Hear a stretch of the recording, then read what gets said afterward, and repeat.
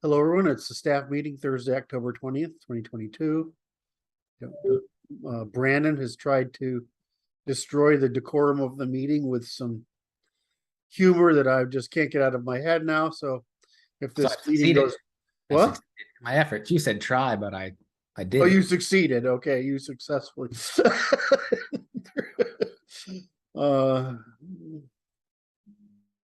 hopefully we can recover, or at least I can. I mean, there's just some images you just can't get out of your head, and the true master of intellectual disruption is good at suggesting those kind of images, so that you just can't run away from it without maybe some alcohol or maybe screaming. I'm not sure which. Those narrative creators, they ought to be scared. Yeah. So how are you guys? Anything interesting this week before I go off into my thing? No? Martin's story of Ireland was depressing. Oh yeah, but it's Ireland. What did we expect? I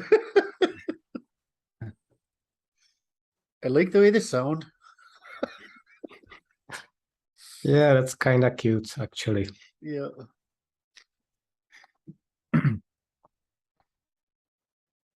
The problem with can I say this? Yeah, why not? It's like, you know how our feminists, our women sort of went hardcore feminists, but it seems like British women and Irish women went hardcore whore.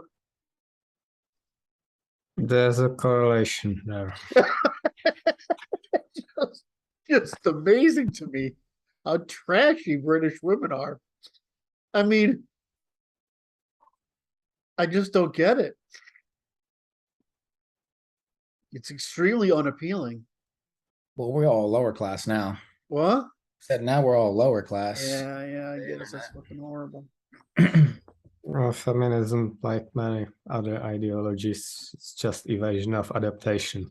So those are exactly the results we're getting. It's a bad experiment. They demand free to be an animal. Yes. So anyway, God, I mean, every report you gave was funny. I don't know if you meant them to be funny, but they all were funny because it was just like one letdown after another. Although you did say that, the people you met were good though. The guys you met were interesting. Yes, but none of them were Irish. Well, one guy that we met on the last day was actually intelligent Irish. And he said that he can talk to normies. So we sympathized with that a lot.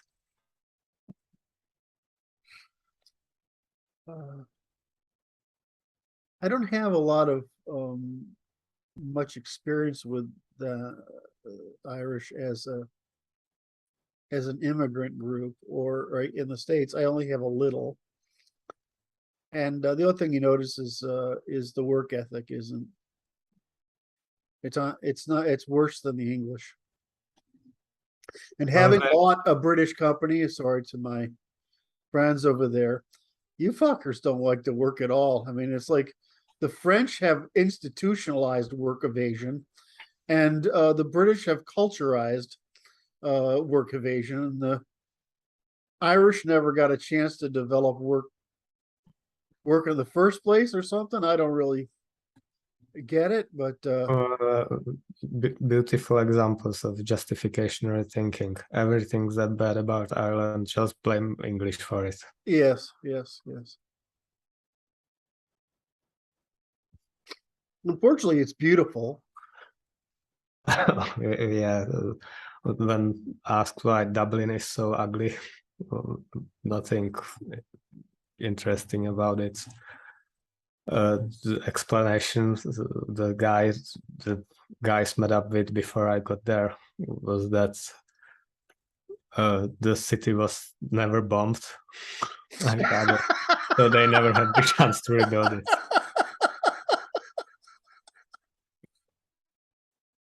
Yeah, there's probably some truth to that, isn't there? Yeah, I guess the Great Fires of London are right. And Napoleon basically, they didn't have bulldozers, but he basically bulldozed Paris, right, so they could rebuild it. And people say Paris is so beautiful. Well, so will any slum be if you burn it all down and rebuild it as upper class condos. you know, you know but anyway, and your comments about Guinness? Oh, I agreed with that. What?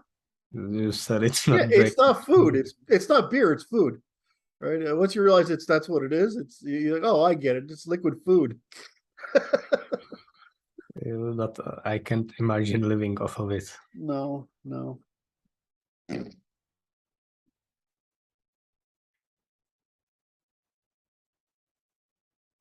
trying to think of anything else you said that was really quite funny.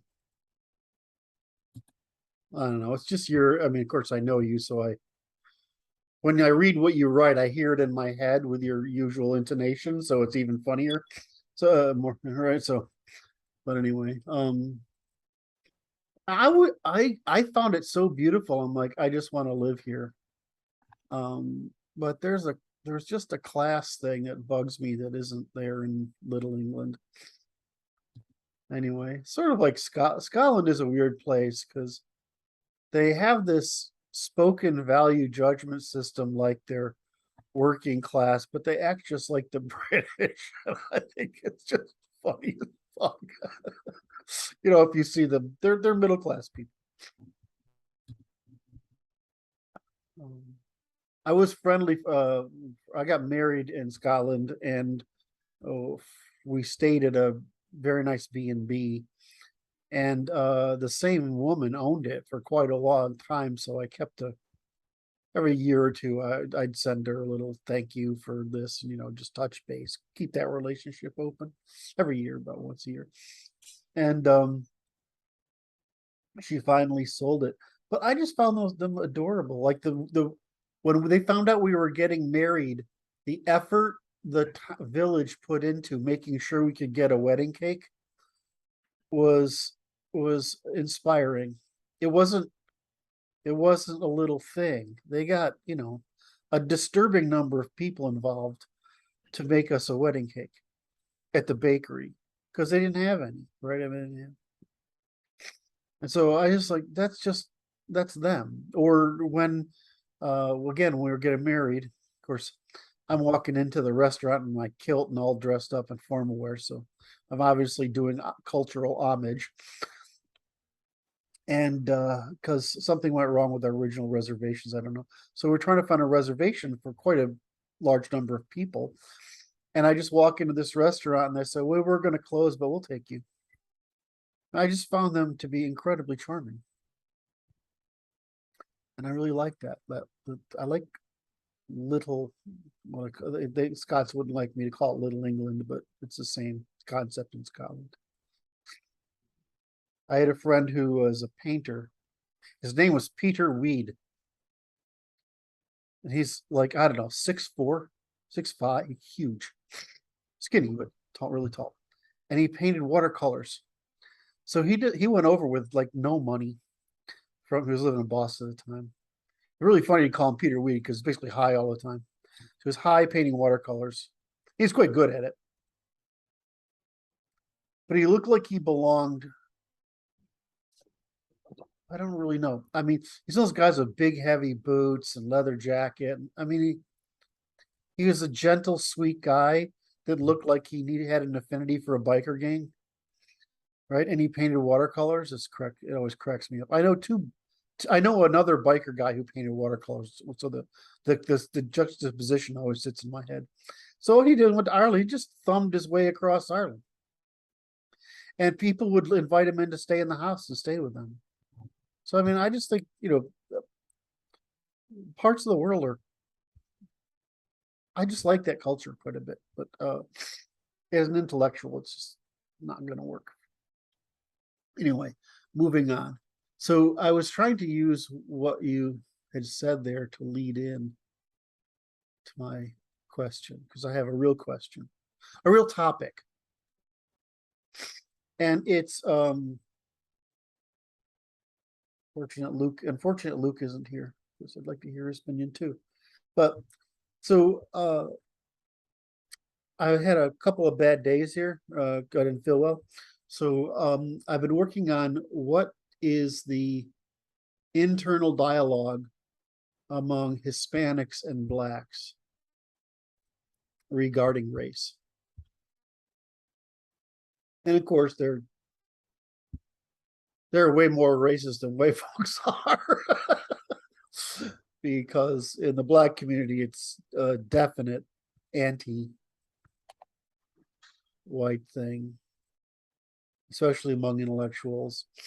In the Hispanic thing, it's kind of interesting because they have a name for it, which I've forgotten, which is it's like colorism or something. But basically, the lighter you are, the higher status you are, and the lower you are. And there's this wonderful cartoon they have, which shows like this Black grandmother, the lighter colored wife, the white husband, and the almost white child, and how they consider that victory. Right, that's what they're searching for. And kind of like in India. it's the same thing in India, right? It's the same thing fucking everywhere. I mean, it doesn't. I mean, I'm not sure it's true in Africa because it's not there's nothing to climb, and I haven't spent enough time there. But you certainly don't notice it. One thing you notice in Africa is that you're American. You're not Black, Hispanic, or white. You're just American, which I think is kind of interesting. They just say, well, you're an American. So they put. Also interestingly, Blacks may say whatever they do, but in the end, the real preference is that they also like lighter skinned women. Of course. No, so we have this colorism everywhere, right? Chinese are notorious. I mean, they're probably. I always find it interesting. We get all the crap, but the Indians and the Chinese are the most racist people on earth, right? And there's no. Go ahead. When you push the instinct down, when you push it down, meaning Big push comes when it's out. at the familial level, it's worse. And then when you push it down again to the individual level, it's worse. This is just a scaling of interactions between people who act alike or want to act in the same direction. And the caste, like what you're seeing is the ability for people to assume high trust and operate at scale. That's why those people rise to the top. Well, there. say that again. What you're seeing in the gradient of skin color is the ability to systemize at scale, assuming cooperation. Right. Because you have proclivities for it. Right. So this is the problem. This is so I was listening and I'm agreeing with everything the Blacks and Hispanics are saying. They want to be able to be proud to be Hispanic. They want to be proud. And I'm like, dude, I'm all in that shit. Be proud. Right? If you're African, be proud. I don't give a shit what you are. Be proud, and if right? you're white, what? And if you're white, be proud. I don't get why any of us shouldn't be proud of the fact that our ancestors survived the war against nature. It's like, you're here, be proud. What I come to is when they say there's a difference between look white, act white, and think white. And so there's the whole thing of, you're indigenous, your natural or local culture, right? Right. And it's coloring, right? Your local ethnicity and its coloring. And then the whiteness thing is, do you want to look white? Do you want to act white. Well, look white means dress. I don't mean, right? So there's probably, there's probably four, right? Do you want to dress white? Do you want to look white? Do you want to act white? And do you want to think white? And so the problem is that's the part that's broken in these things, is that you get a very explicit whiteness in think white. Because it's hard. Well, It's hard. Because you have to exhaust forgiveness and assume high trust and cooperation. right. I mean, Pay the consequences. it's really hard. Hard. And so I think they're making that's the thing that I think needs to be inserted into their discourse, is it is harder. And we acknowledge it's hard, but we also acknowledge it's better. Some of them know it's hard. The immigrants around here work hard. I've worked among them for a long time in my teens and 20s. You find that all the time. From everywhere. I mean, from everywhere. The Middle East, they come here and work hard. First generation. Yeah. Because they know that it's hard. Yeah.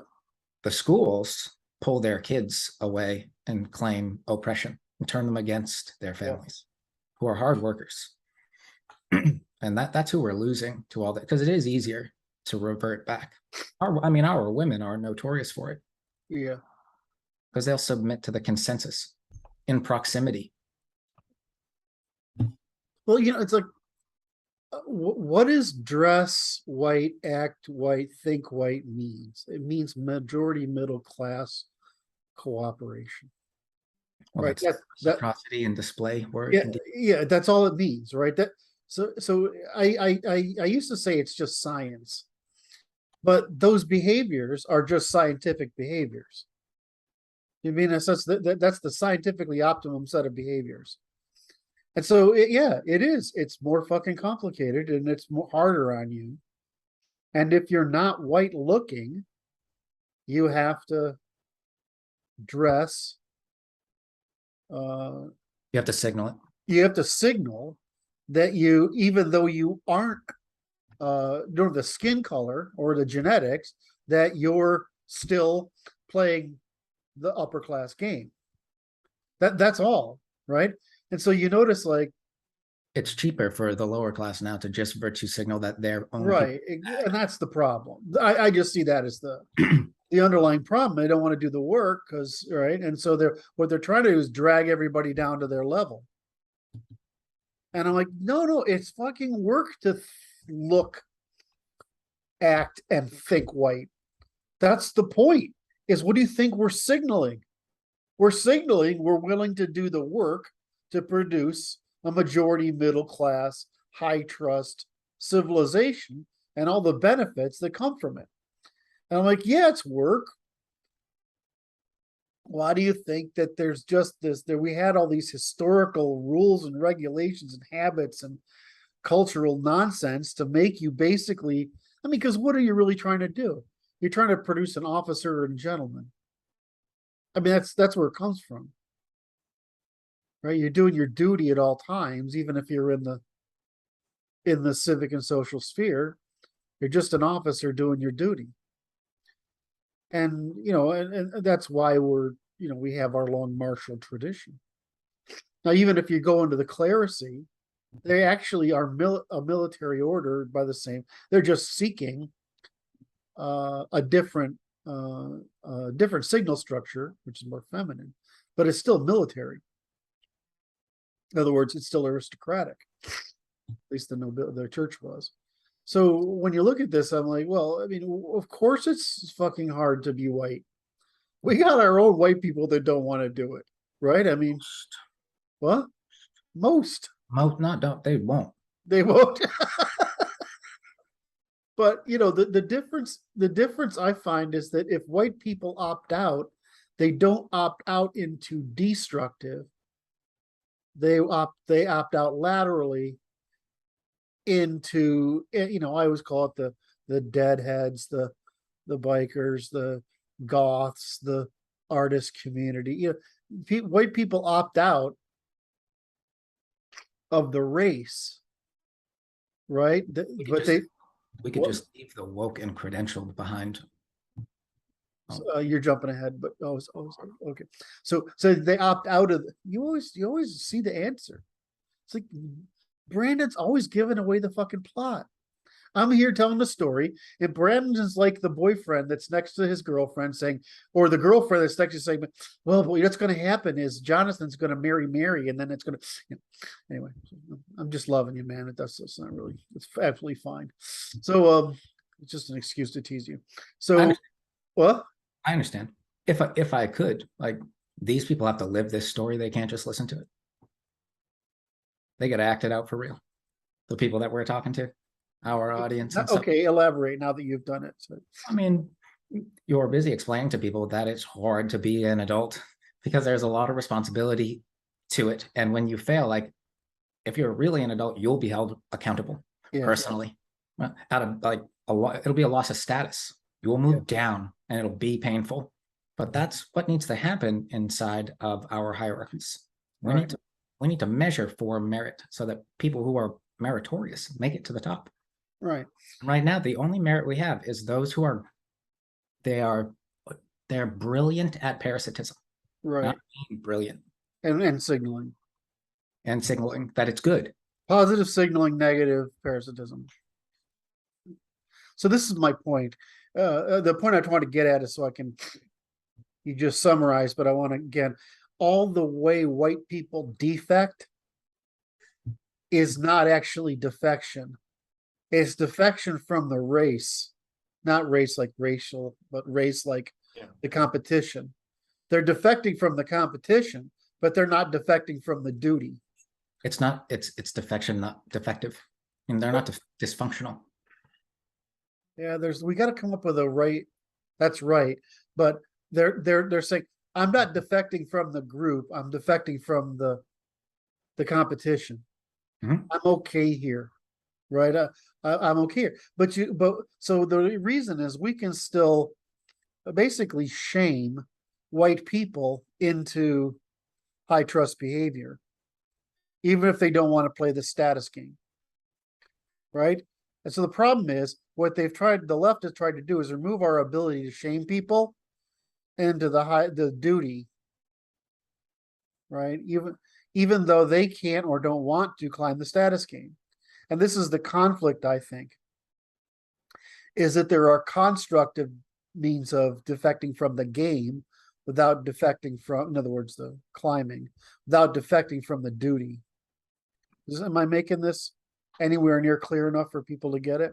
Well, I understand what you're getting at. So, I mean, there's just a pyramid, right? I mean, you want to raise the status hierarchy, but you're like, hey, I'm okay here.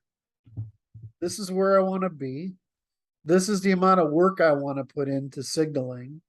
And if I go off and I'm going to be a hippie or a Grateful Dead person or a biker or a golf, I wish I could, I mean, all these little things, they're signals of, that's okay. This is as high as I want to go. And I'm happy here. And I want to associate with other people who are happy here. And we can signal to each other. But you don't run into these. There's no hate among these defective defections, right? It's not hate, it's affinity. They're trying to get affinity for other people, but they're not trying to undermine the system. They may complain about it, we all do, but they're not trying to undermine. What? Well, hippies were kind of invented for that purpose, to undermine the system. They were kind of what? Invented for that purpose. Correct. They were invented specifically to undermine the military system. Yeah. I'm probably, how do I say this? I was young, but I remember that period. And it's like anything else. There are people who have an agenda and people who just sort of say, this is cool. I like this.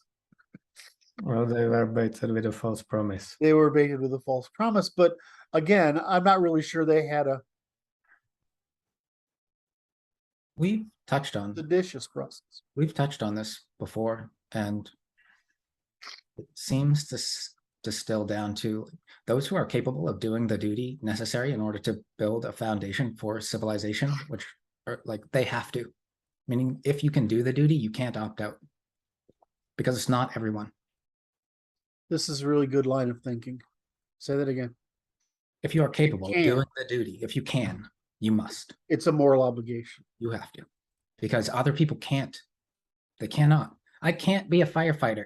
I am 5'6", 140 pounds, and even fit, I can't carry two people out of a house with an oxygen pack on my back. Yep. Not possible. So I don't show up to the fire chief to be a headache for him. Hey, I want to try out for your squad. Yep. I can't. Yep. All right, And everyone. let women in. Yeah, they can't. They can't. Not that we don't want to, not that we're not inclusive, not that we're not kind. We cannot. You are a liability on the force, period. So that means that you're going to flip that around and say, but if you can. So you said I can't, right? So that's one thing. I can't, but you're not going to undermine it. No. Right? So I can't, I was criminal. What? That's criminal. That's criminal. And I was, I can't, I've said my whole life, you have to be 6 feet taller in a Fortune 500 company. That's what the data says. Right? I'm never going to be other than a CEO of my own company because it's a political job at a Fortune 500, right? You have to, right? Doesn't matter how smart you are. It's, are you politically able to handle that job? So, I don't have, does that bother me? Actually, no, it doesn't bother me at all. I don't know why it would bother me. I'm like, I can't do that. It's like, I can't play basketball either. I'm the same height as you are. Right? I mean, I can't play basketball.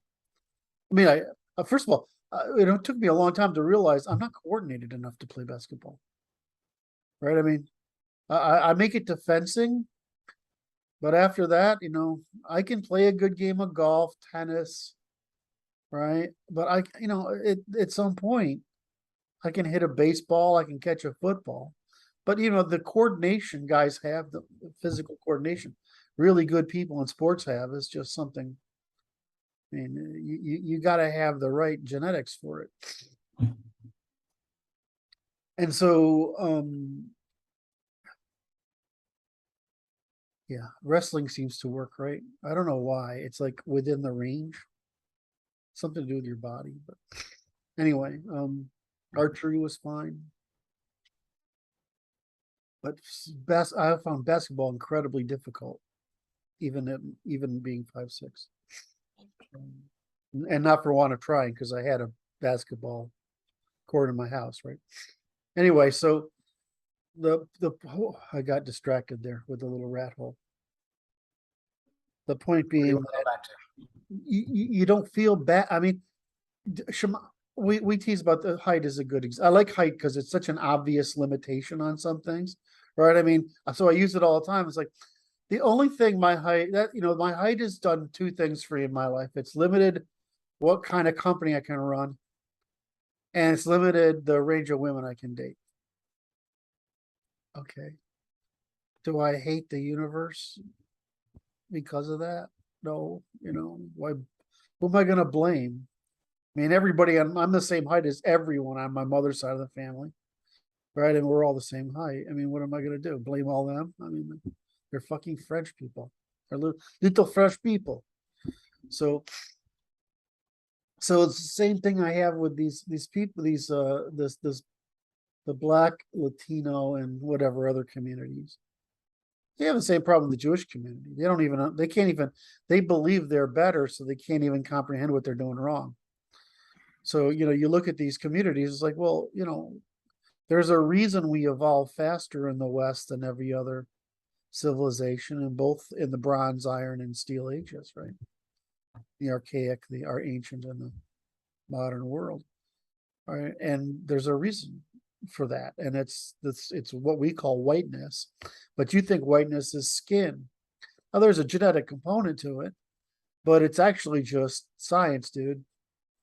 They call it whiteness too. They call it science whiteness. And I'm like, okay, well, what are we supposed to do with you if you're saying you won't negotiate or cooperate by the laws of the universe, right? I mean, if there's no We can't commingle then. And it's no good. You can't undermine the laws of the universe. So here's my bitch is that if we're reflecting the laws of the universe and you're rejecting whiteness, you're rejecting the laws of the universe and using us as a proxy for hating God. I mean, well, if there is one, whatever, hating the universe. We didn't choose it. We just paid the cost of adapting to the laws of the universe. And they can't do that because they are so hooked on blaming others that they I would say you have to be a proxy for the universe. right. You have to be. You have to be. Yeah. We have to be. Because no one else will. The universe doesn't. Oh, and that's the conclusion, right? Who else? What other civilization adapted to the laws of the universe? None. No, it's fucking scary. There's your first great filter. No, it's not. We're all in a panic now because the only culture that did it is falling apart. Yes. And it falling apart only because they're undermining it. From within. Yeah.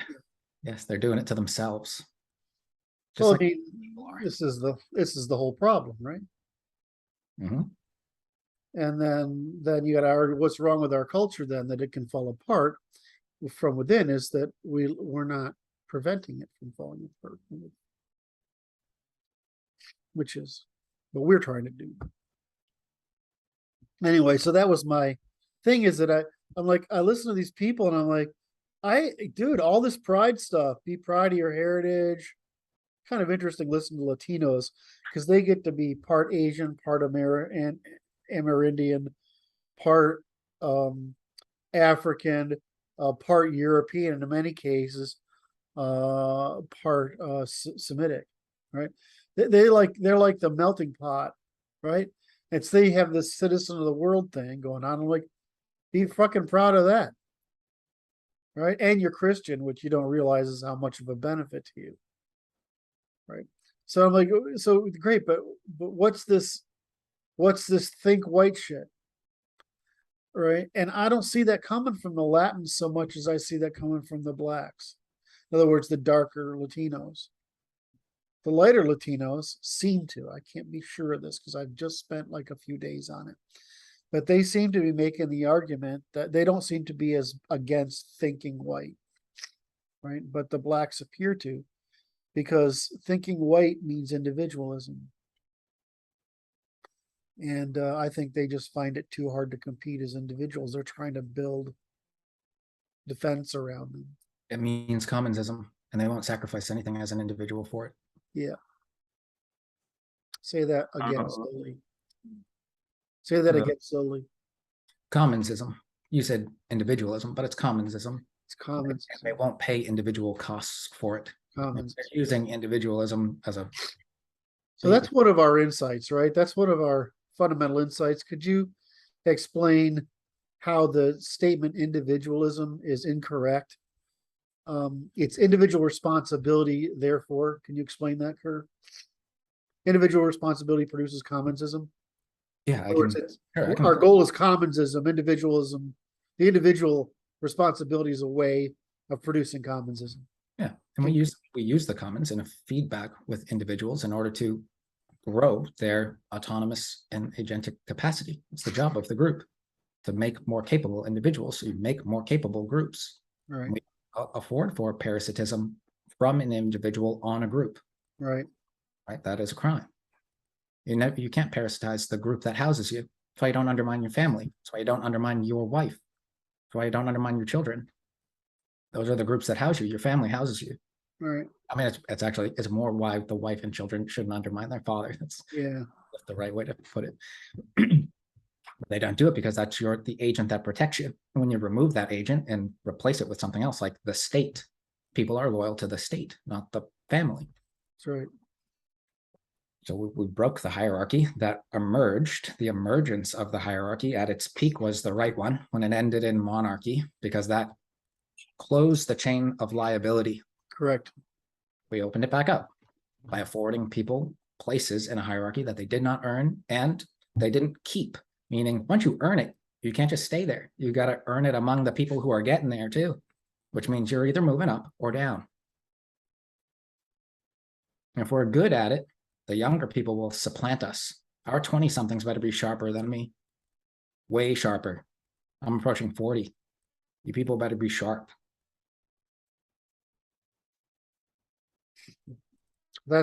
I don't think we discussed that insight enough. Which one? Commons. They talk about individualism. That's not the point. It's always the via positive. We always talk about the via positiva to produce the behavior that's actually the objective, which is the externality, right? And so whenever we talk about things, we do this via positiva because we want you to imitate the positiva. But the positiva is usually an effort to suppress a negativa or to produce an external good. So we just don't talk about, it's not about individualism like you're alone. It's producing individual responsibility so that we can have commons. And commons, whatever you produce commons, you reduce the cost of everything else.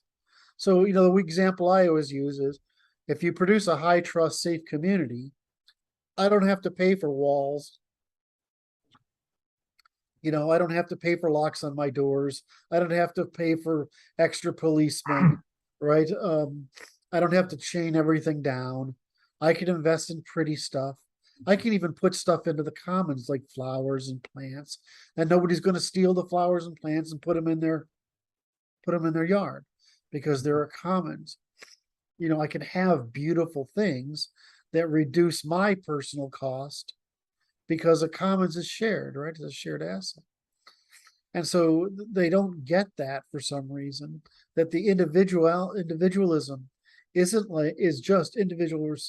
training you to have individual responsibility for yourself, for your private, which is your home, your family, your semi-private, which is your businesses and farms and whatever, and your common, which is the physical, institutional, and normative commons. And they don't see that connection, that's what individualism produce. So I find these people want when they say don't think white is they want the benefits of thinking and acting white, which is commonsism, but they don't want to pay the costs. They don't want to warranty the group's behavior. Right. And they don't want the responsibility for it. They conflate that for privilege, meaning what they call privilege is warranty. Right. Actually, that was another good one. I mean, it's better than Eli said it. Go ahead. That's Eli's insight. I mean, Yes. we were using it in 2016, but Yeah.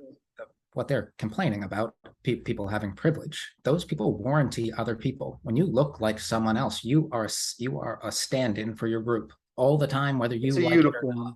Yeah, whether you like it or not. Just like when you're wearing a police uniform, you're a stand-in for police. They're paying the cost of that right now. Yeah. So anywhere you are, if you act, you contribute to the stereotypes of your group. It's not privilege, it's warranty. Whites don't steal. That's why we do not follow around in stores, because all the whites pay the warranty to not steal when they go in a store. That's economics. What they're teaching is parasitism. Oh, those people have privilege. They have something that I don't want to pay for. That's what they're saying. Mm-hmm. I have to pay the cost.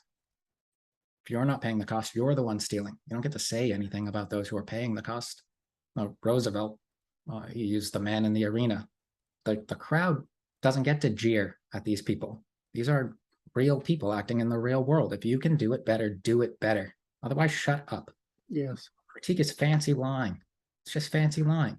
And all your politicians, they are liars. They're just artists of critique baiting you into thinking that what they'll do is represent you. They will not. Okay, sorry. No, it's okay. So how do we counter the oppression narrative? I just tell them it's not. I mean, it's not oppression, it's domestication. You're complaining that you don't want to play by the rules. And then I give them the benefit of the doubt. Our rules suck. These rules produce these results. We have shitty rules. The rules are you got to send your kids to school. And now the CDC says you got to experiment on them medically as well. Unanimously. 15-0 was the decision. I don't think we can counter it without canceling the influence of the enemy, because that's always the cheaper narrative. They open. Sorry, An please continue. It's an easy excuse. You're being oppressed, not so you don't have to do anything now. It's not your fault. You don't have to change. Yep. I like the court. I mean, they opened the door to cancel culture. Mhm. They opened the door. You step up to the judge, you talk to him. Hey, they opened the door to this. Like, they didn't want to discuss it, but they brought it to the table. So here it is. The people who should be canceled are those who are cancel culture, and that's it. And everyone else should get their voice. And the meritorious will move to the top of the informational commons, which this is. And there's a lot of pollution here. We could get rid of it here first and just make the signal. Elon's trying to do it with Twitter. I can't wait to see what happens when he takes over and they change the algorithm. Because I mean, I moved from Facebook to Twitter, and I was like gaining 1,000 people like nothing, and it's like I can't break 6,000. I mean, amount of time it's taking me to get from 5,000. I'm almost at 6,000, and like in Facebook, I don't remember. I maxed out. I maxed out friends. I mean, I maxed out everything. You know, in just two or 3 years of work. Once there were profiles, pages, and people with gravitational pull, they put in barriers to entry. So when they saw people gain followers at a rate they didn't like, they got rid of them. Yeah. That's how they've been gatekeeping. Yeah, but Lindsay, I mean, at least James Woods is back, right? On Twitter. Yeah, I think the like, yeah. And they sometimes throw conservatives a bone by restoring some very popular normie conservative, but all the dissidents, those aren't coming back. They'll come back under Musk, right? They'll come back. Well, I mean, we discussed the. I don't want the say bad boys that to come back because they're just annoying. Well, here's the thing.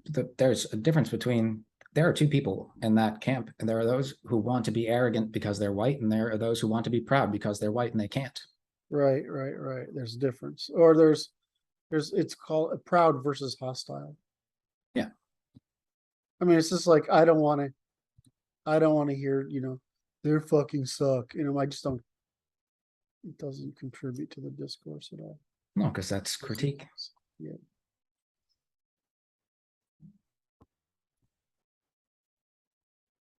I can't. Kinsella finally blocked me after all these years. I don't know who you just said. Kinsella, libertarians, pop. Oh, you don't know who he is. I just think it's funny he finally blocked me. I spent a long time looking for worthwhile thinkers and I couldn't find them. So there aren't any. It's because there aren't. He blocked me a lot sooner than you. Well, you're a lot more truthful than I am, to be honest. Right way to put it. Or let's just say I'm subtle. I know what gets him is because he's like Hop's lapdog, Hans Hop's lapdog. He does all the he's just like his secretary, right? And so he does this. So the funny thing was, in Property and Freedom Society, we made fun of him because he was an idiot. And he was a lapdog. And he thought he was important because Hop supported him. And I'm like, Hop supports you because, you're a good lapdog. But we just made fun of him all the time. And then whenever I say that, it makes him so fucking furious. But it's true. We just made fun of him. There's people you get in the Property and Freedom Society that are wackos, right? I mean, any libertarian group has some wackos. And then you get some people who are pretty good. But what it ended up doing is it ended up being the people that were friends with Hans over a long period of time. Because it got to be so much of that nobody competent would come. our methodology is the only one that protects for that calcification or like reversion into familial proximal relation as opposed to merit. Because you're blind to the people who are proximal to you for their flaws and what they're good at most of the time. You know, I had this fantasy for a little while in 2012 that, you know, Hop would understand that I was continuing his work. And that I could make the argument between, you know, the Hayek and Doolittle, Mises Rothbard, and then Hop, we had solved social science. I wanted to make that argument because it would give legitimacy to the Property and Freedom Society. But he really just wants an excuse to have a party with his old friends, I guess. And I said, well, we could continue this, right? By converting PFS from just being, you know, some of his old friends into the natural resolution of the natural outcome of the libertarian program, right? Which was it's a restoration of rule of law, natural law, right? Restoration of liberty. Liberty, right? Freedom, liberty, sovereignty. Yeah, freedom, liberty, Property. So but they all devolve. They all devolve into what libertarian has devolved into now. People right. buying bunkers and hiding with their families. It's right? fucking ridiculous. And I'm like, and so I want to, you know, I could never get a mano conversation with him that I could have that. And it's like, your legacy is going to end with you. Instead of, we create this narrative, right? This creative structure. And your legacy goes on forever with the credit you deserve.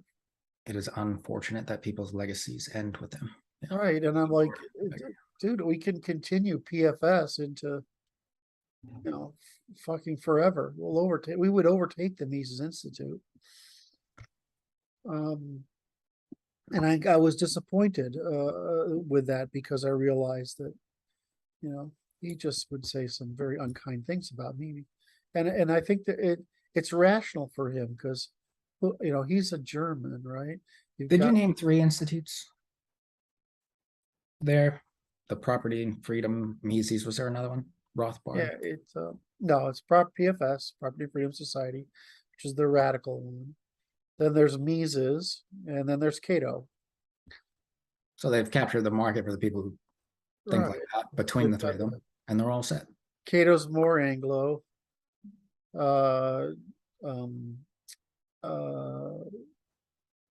Mises is more Jewish, and PFS is more German. Right? I mean, they've got the 3 axes, right? And the Mises, there was that recent video of some Jew in Cato Institute. It's some narrative against white working class. Well, I mean, you're gonna get that crossover in all 3 of them. I just said which bias do they have? It's not like it's an absolute category. You know, Hoppe is basically trying to create free cities. Are you saying that they're all captured by justificatory? Oh yeah, that's true. Thinking, right? Yes. It's all justificationism because it has to be, because if you try to do a full accounting, the falsification of libertarianism, you end up, it's pretty easy. I mean, I got that fucking 25 thing that I sent to Kinsella. I'll debate you on any of these 25 questions. No one wants to debate. No one's going to debate me. Well, no one wants to debate like currently and at all, right? Just at all, yeah, because they're not coming to some agreement with one another. They're in a fight with one another, and this is the first inklings. Well, Walter Block was in a debate with you. He didn't debate you, but he was in a debate with you. Yes. And that is an accurate. It's unfortunate too, because like I used to be pretty good friends with Walter. I mean, I love the guy, right? But I mean, whoever set that up set him up. I mean, I tearing a libertarian, tearing a Mises Institute guy apart. Realize I care about these people.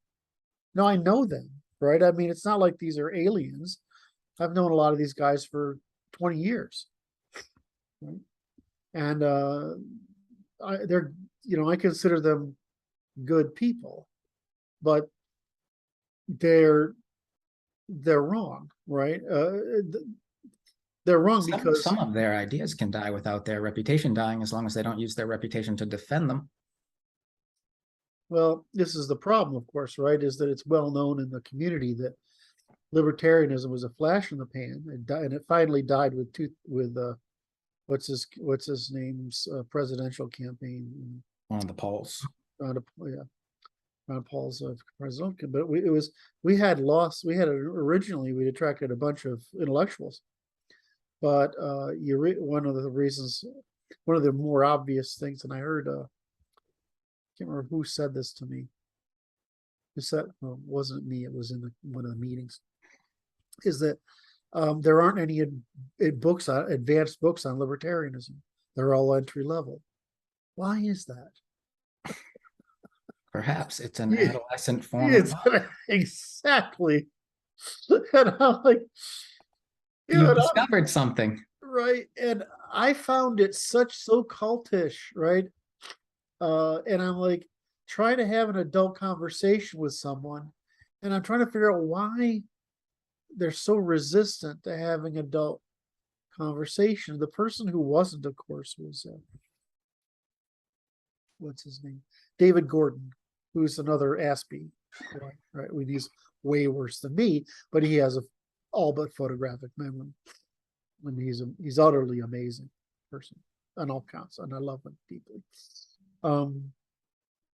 But you could have a conversation with David, but because he used to be editor for a lot of these libertarians. But most of these guys you can't actually have a deep conversation with. And so I kept trying to figure out what was wrong. Of course, I did figure out what was wrong, is that they're wrong. Right. I mean, but that doesn't mean that there aren't all these beautiful ideas in libertarianism. It's like they almost got it right, but they have this minefield that they won't want to step on because it would invalidate them, which is called human nature. And they don't want to step on this minefield. And so they have this dark, what do you call it, dark zone, dead zone? They have a dead zone in their thinking, which prevents them from getting there. And so I'm a little, when I listen to these Hispanics and Black leaders talking, intellectuals, not leaders, intellectuals talking, and they give us the usual nonsense, right? It's all the talking points. And I'm like, yeah, but you've got a dead zone in your thinking. The dead zone is they can't tolerate that whiteness is just science. They can't. Now they're like, well, how can that be science, right? Well, it's science in action. It's science in action, right? I mean, it's just so it's attempt to discover, adhere to, and take advantage of the laws of nature, not resist them. In other words, we pay the high cost. We pay the high cost of integrating with nature, and they don't want to integrate with us. Because they think integration is some sort of is relativistic, right? It's cultural relativism. When in fact, we've integrated with nature, and they don't want to integrate with us because it's too expensive. And the reality, there isn't just the cost of adaptation. They're in their own groups with their own group strategies, and those groups will reject them if they try to integrate into something else. Thank you. They'll see them as a traitor. And now say the really painful thing, Lauren. So now you've said step 2. I said step 1. You said step 2. Step 3 is there's a real hierarchy to genetics. Yeah, obviously. There's a neotonic hierarchy to genetic distribution of races, and you can't escape it. So now what do we do? So now you've got the reality of their starting position. You've got the value of in-group value of association versus out-group, and you've got that the cost of adopting whiteness, integrating with whiteness, which is just integrating with the universe, is high. It's the law. Well, I mean, it's just the law. it's just the law of nature. We don't, the difference is white people pay it. Yes. We We used and they call that privilege. We used the What- courts to make our people pay it. we make use We used the law to make our people pay it. the cost. We had to make them pay it. They didn't want to pay it either. We made them pay with blood. We fed the tree of liberty with it. You have to make your own people pay, or the universe will. Okay, that's the end result, right? You either make your people pay the cost of integrating with the universe, which is so far integrating with whiteness, which means you've got to get your community to do it with you, or else they'll try to drag you down. And that's a rational incentive for them, because there is a hierarchy of neoteny to the races, which determines the psychological and emotional cost of adaptation. Right? So the faster you mature, which is the inverse of neoteny,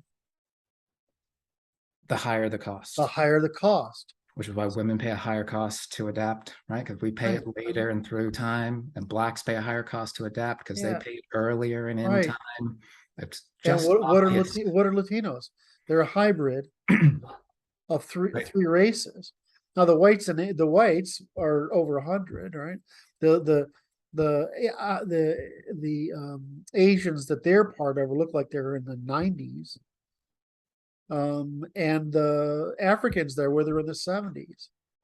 So what we see is, you see this district. You can see it at the end of people's lives too. I mean, blacks die earlier, whites die earlier, Asians die later. It's everything. Their pregnancies are shorter. Yes. So I mean, there's no, the science is what it is. So my problem is, the only thing that matters is actually thinking white. You know what I mean? Acting. Well, I mean, you can act however you want in your own group. I understand what you're. You know what I mean?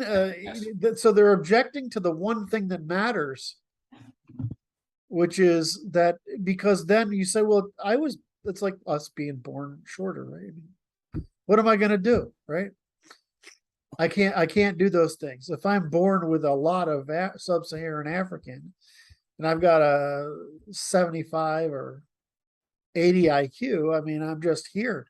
But as long as you think white, which is you have to be enculturated, then I mean, Christianity will do it. Just love Jesus. We don't do that in the commons. We don't do that in church. Right? We don't do that in company. We don't do that in our nice clothes. I keep telling the lower class black people need Jesus, and if you watch them, it works. It just works, right? I mean, they turn out to be fine. So I just look at this and I'm like, well, there's the gradient is what it is.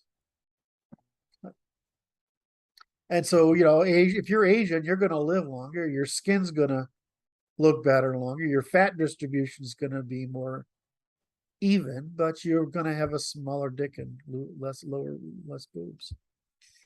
Come on, that was my attempt to interject a bit of humor into the. Anyway, I am such a fucking loser when it comes to comedy. So I go down to. So if you're white, we think you're hilarious, Kurt. What? We think you're hilarious. Yeah, I think it's just friendship. I think you're just friendship, laughing at, enjoying my willingness to humiliate myself in public. So maybe that's it. I think that's probably it. Well, so, I don't have that courage. So kudos. So I mean, you just look at this as like, well, you don't have to dress white. You don't have to act white. But you do got to think white, because that's just real. And if you don't, you pay the cost. Well, don't blame people who are willing to think white, which is just thinking like the universe. Don't blame us if you suffer for not thinking white. And don't blame us if we say the first requirement for integration into white civilization is thinking white. It's not, it's better if you signal by dressing and acting, right? And even then, you could just act if you dress non-hostile, right? Because, right, you could say, I don't know, what? Well, right now the norms have changed to such a level that I'm not sure they're better off actually acting white. Yeah. Okay, well, We're all lower class now. we're all peasants now. I was, I want to run with that. It was, so did we make that point pretty clearly? Just, I think that was a good. I think we've been beating dead horses for years, so. Well, I know it's one thing, but we get better at it every, Uh, we get better at this discussion every I year. commented to someone the other day that the people that I work with learn, and I'm not sure other people do. You guys learn and adapt to people as they are, and you integrate frames and move forward all the time. And we discussed all throughout this talk where people stagnate, and it's where we afford them to rest on their laurels, where we afford them to be, oh, you can just act on your bias here and it'll go fine. That's an error, that's all. So what I notice is what you would call class or grace or elegance or aristocratic ethics and aristocratic. And so I used to think that my generation was the last one. I mean, I was trained in the high arts, right? I was trained in all that proper stuff. But does that exist anywhere? I know it exists in an upper class in Germany. If you want, like, but does it exist? Is there an like etiquette and right? Is there like anybody left in America? If you pay for it privately, you can still get it. Like around where I am, I know there are roughly finishing schools around here, but they are private, and you got to pay for them, and you got to know that they're here in order to utilize them. They're not public or known to people. You get the public school system is where most people get their information, and it's torturing them, warping their minds. Because like the reason I say that is, who was I talking about art the other day? I actually don't know if I could go to a museum today and the people would be able to give me other than, they wouldn't be able to give me the cultural context of the art. They could only give me the historical context of the art. Well, now everyone, they demonstrate that they think novelty in expression is art, and it's not. Because I just don't, it's like I remember I was in Russia, was in Moscow. This woman my age came in to this. I was with my wife and Max and his wife. Can't remember who else was there. Just two other people there. And she was a proper aristocrat. She had the fur, right? The coat, whatever, with her other women. And their body language was cultured, which is really easy to do, right? It's that no motion is unintentional. Does that make sense? Yes. That's why my people are rude. We use our hands, right? Move around a lot when we talk. It's a lower the Italians, the lower class thing. Yeah, but it's still adorable. I know it's hilarious, but I don't know what it is. You know, it's, you know why? It's because it's romantic. Yeah, we're gesturing. Well, no, but that's where all that gesture came about at a certain period of time. It came about a period of time after the plagues. And the Italians are the one that not only restored the classical model, but really invented the troubadour type of nonsense, right? With all the romantic shit, right? So you get this this, it's not negative. Do you know what I mean? It's like, I don't like if you go into Jewish culture, there's a lot of kvetching, right? A lot of bitching. Right, but all this bravado in Italian, it's fucking hysterical. It's actually romantic. And it's not like, one of the things you notice about Italian guys, right? I'm going to compare this to Russian guys. Is this bullshit, this macho bullshit can go on for fucking 3 hours. Right? It's a dance. Whereas living in Russia, the first fucking guy who says something is knocked out in a half a second. Different signal for It's masculine. just a very different way of handling it. And I'm like, which one is better? Not, I'm not really sure. They both work pretty well. They both have their place, I think. How much time do you have? Yeah. Here it is. In Italy, yeah, it's warm out here. We got time. And in Russia, it's fucking cold out here. I got to get this over with.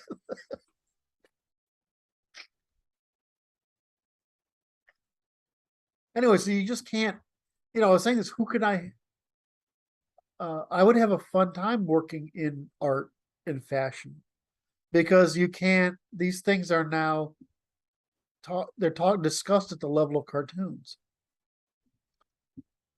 There's not any sophistication to it at all. Whereas you used to be able to get an aesthetic education, but they killed our aesthetic education on purpose. They killed our finishing schools. They killed our military schools. They're in the process of killing our military. They killed our aristocratic traditions, and they did it all on purpose. And so the problem is that the middle class and its ascendancy destroyed the concept of nobility rather than destroyed the concept of we're now in charge of the economy and you're in charge. You're in charge of politics, right? I mean, that would have been the correct salvation of it. And it's like I said something the other day, these are the three obligations of the monarchy in England. And I got a whole bunch of positive feedback about it. And it's because it's true. I mean, they're the example, and they're like a priesthood, right? I mean, it's just their example that you live by, and they're human, but the fact that they're human is only an asset, which it says we are all capable of failing. So just like it's upsetting that we have to, restoring aesthetics isn't that difficult because you can teach it. We have to. What? We have to restore. And what you're saying is there are reserves of people, at least in the Boston area, that's still A dwindling reserve. Yeah, know what class it is. And I'm not among them. Well, intellectually you are. I mean, Oh, I can't tell the difference between you and my puritanical grandfather, honestly, other than you look different.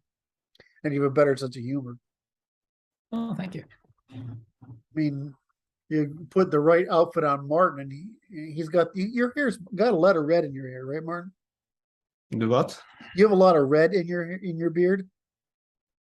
Under certain light, yes. Yes. Because anything that's gray on me either used to be red or blonde. Or this dark stuff. I've almost lost it all, dudes. It's almost all gone. I got a black patch on the underside. Yeah, okay. So, Martin, you fit in just fine with Washington and his crowd because they're all redheads, right? And these are all these fucking redheads. So, we can say we're not aristocracy, but the answer is We have to be. we have to be. Discussed earlier. At least I have a genetic claim. Don't all Europeans do? Well, I mean, it's just how many degrees of separation. Yeah. Usually there's a king somewhere back there. Yeah. I mean, you start with that smaller number of people, I was just reading, I know the ancestors of mine that are famous are interesting. But what always disturbs me is how similar we are in temperament. It makes me feel like a golden retriever. You know, like you're a breed of dog, right? And like, you know, you're sort of a prisoner of it. It's the common trait that you see is they like doing and thinking and talking, but they don't really want to be in charge. Smart. It's really common. And like, they don't want to be a general. They don't want to, right? They like the generals that we've got in the family, they're there. They're administrative generals, right?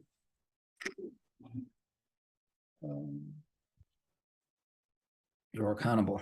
Every decision is to hold the position. It's just a thinking. It's just the head space. Yeah, it's just weird. You don't want to believe that, right? We want to all believe it. I'm special.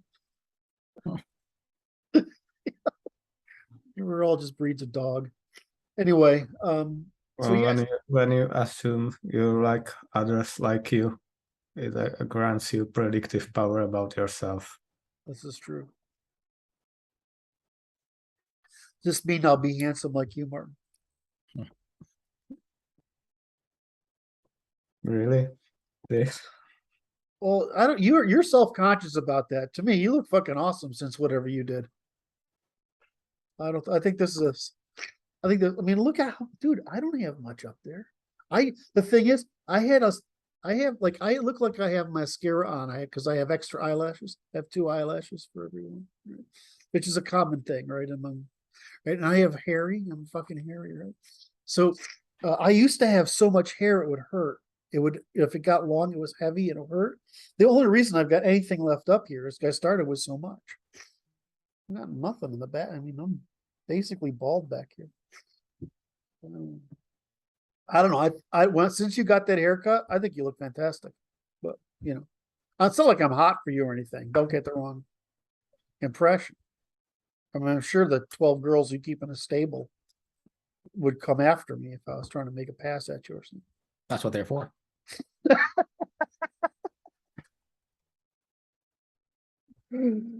Anyway. So yeah, so that was my question of this week is, can we discuss this whole anti-white thing and do the economics of anti-whiteness? And I think we did it. It's really understandable, but their cultural relativism is what buys them a way out.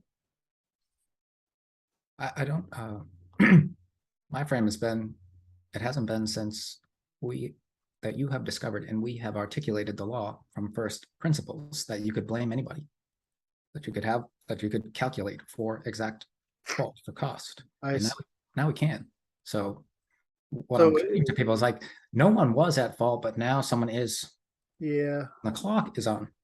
I see.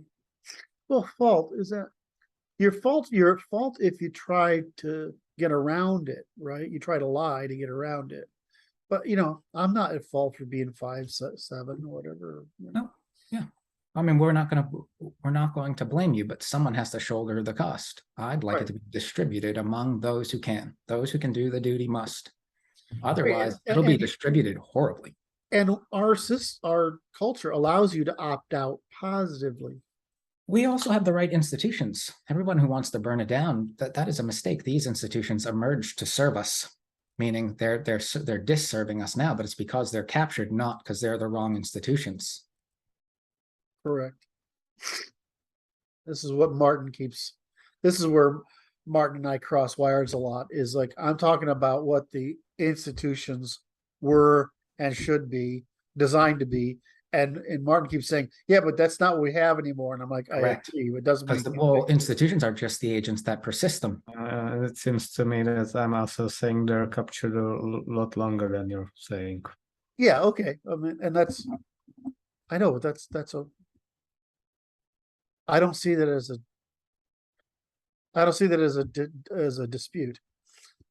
Right, I mean, in other words, this happens all the time, like, uh, in our, who did I talk about this? I think I talked about this with Brad on Sunday, is I tend to have a really long time frame to how I frame the world, right? And so I'm gonna make different weights attributed to things.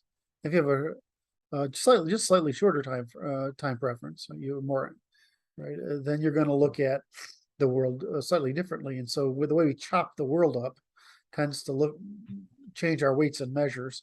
And but it's like, I don't know. I never think I disagree with you. Well, I do have a very long view, but if we don't resolve the very present crisis, Correct. there's not much gonna be for us in the Right. future. It's a short term or medium term problem. The problem. No, or no, solve here's, for the long term. yeah.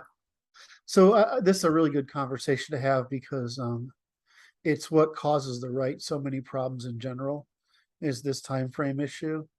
Is that I'm always the reason I go for longer and longer in any direction, or is that I'm trying to find a first principle that I can use to defeat the thing entirely. Does that make sense? And so this colors my thinking.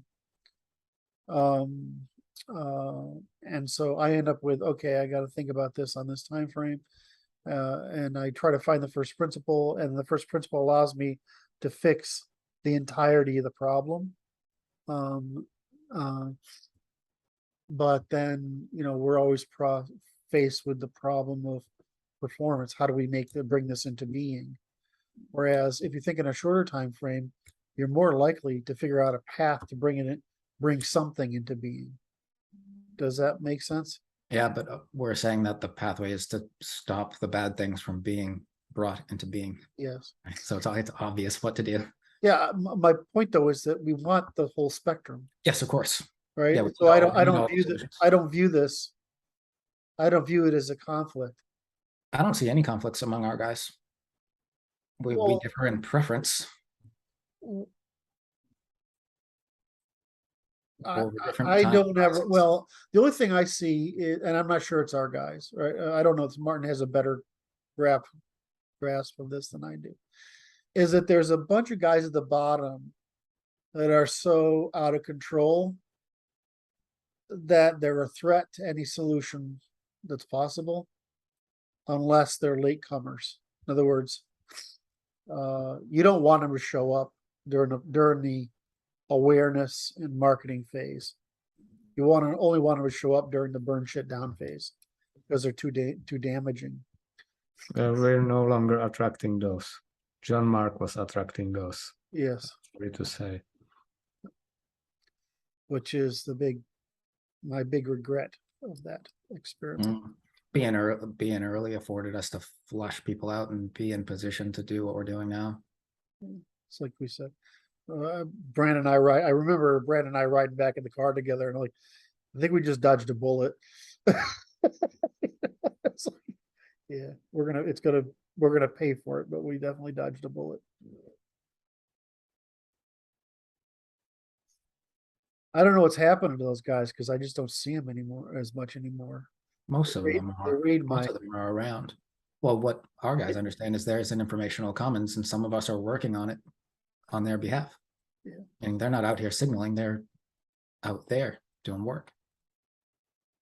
Well, I always look at it as like, I want to help you morons, but I really don't want you to. You're harmful to everything we're trying to do. It's like the left. I say the left isn't wrong; they're fucked. The right isn't wrong; they're fucked. The right isn't wrong about who's to blame, right? The problem is, it doesn't. What matters is, can we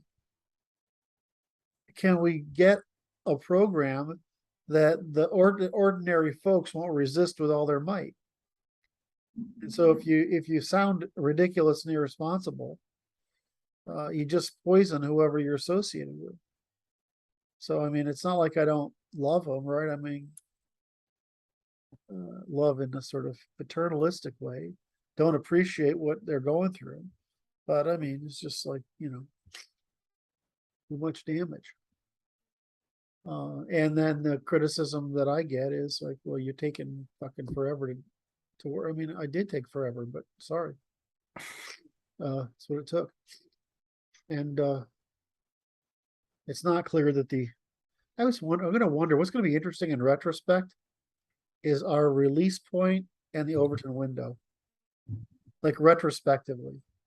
When we look back at this, is there a weird correlation? I think everyone is worried that when you beat the window, like you hold it back, but I'm under the impression that when you beat it, you push it forward. Yeah, that's what I think too. When you're early, you open it. That's what I see happening. Or move it, however you want to see it. The window operating. Can I go into my second topic now? Yeah, do you need a snack? I'm okay. I get a coffee. No, I got a coffee. This is going to be for, Martin, have you done Spencer at all yet? Not yet. Spencer. The philosopher, yes. Herbert Spencer, right? Yeah. That one. I'm trying sure to make not sure that that's what Richard we're talking about. Spencer. He would he's a Darwinian. So we talk about biological Darwinism, that's Darwin. We talk about social Darwinism, that's Spencer. Yeah. So basically, I wish I had figured this out like 15 years ago. But when I read him the first time, I was young. And I didn't get it. But now I read it through the knowledge I have in my head, and I'm like, yeah. So, Martin, what's Martin's face there? What are you smiling about? Well, there's some quotes I recall from him that I really enjoyed. Go ahead. Let's start it out with some humor. So go ahead. It will take me a while to find it. Okay. So he tried to do what we're doing. And I only realized like through which angle? Same fucking angle. There's one principle to the universe, and it's evolution. Right? And he's trying to show that this principle shows up in every field, right? And you can see that in his book. And the problem is that he was actually using constructive logic, right? Can I prove this can be done this way? Well, they didn't have the knowledge we have today. And they hadn't run the tests of the 20th century. He's right, what, 1870s, right? So, and he was, we don't think of it, but, he was the most popular philosopher pre-war. And he's, of course, the philosopher that a lot of the eugenicists relied upon. So he's been heavily suppressed, right? But I started rereading his work again because I'm reading it with adult eyes now, rather than with 20 whatever year old eyes I read it with first time, or maybe teenage. I probably wasn't teens; it's probably my early 20s. Right. And I'm reading it, and I'm like, Jesus, the fucking guy's got a lot right. I mean, it's just amazing how right he has everything. But he does. You need all the stuff we figured out in the 20th century to explain why. And then he didn't go into law, right? He didn't take it to its conclusion, or into economics, really. But he tried everything else. And so what's interesting, so you see, he's another great example of, because Mises was influenced by him, right? I mean, most people. So, I came in through Hayek, right? Hayek is that's right. And so Hayek started out with the same program. He started out with the brain, right, which is his original neurons and stuff like that. Then he went to economics, then to law. Economics being behavioral economics, and then to law. Well, I've gone in through Hayek, so I went through the similar thing. I went into cognitive science, which at the time was artificial intelligence, right? We're trying to mimic intelligence. Law, then economics. And then you look at Spencer, and he tried to do about the same thing, which was complete the Darwinian project. Well, then you go over to Mises and you realize Mises is trying to make constructive logic and he can't figure it out. You look at the philosophy and they just utterly fucking failed. I mean, all they did was discover that at the end, the formalization doesn't work because reducibility isn't there. Because, right, you can't infinitely, there's no reducibility in logic like words like there is in math. And because there's no reducibility in math, it's in operations, right? I mean, there's limited reducibility in math, there's operations. So this happened. Then we see this happen in mathematics, then we see it happen in physics. And by the late 70s, it's starting to work its way into psychology because the psychologists realize there's no scientific basis to anything they're doing, right? I mean, and then you get into the 80s and you see the stuff for sociology, but they fucking can't do it, right? They hate it. And so what's happening is the cognitive scientists broke off from psychology because they had to break away from psychology in order to get rid of the baggage. And this has turned out where all the value came from, and that worked back into experimental psychology.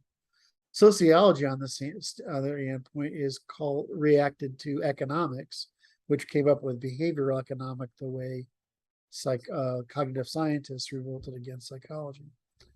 And then behavioral economics started being called economic imperialism in the social sciences, because it turns out that economics is doing to social science what cognitive science did to psychology. I was trying to form a reform. But both of these mediums had sort of achieved by 2000, we knew IQ basically. By 2012, we knew sex differences. By 2019, we knew race differences.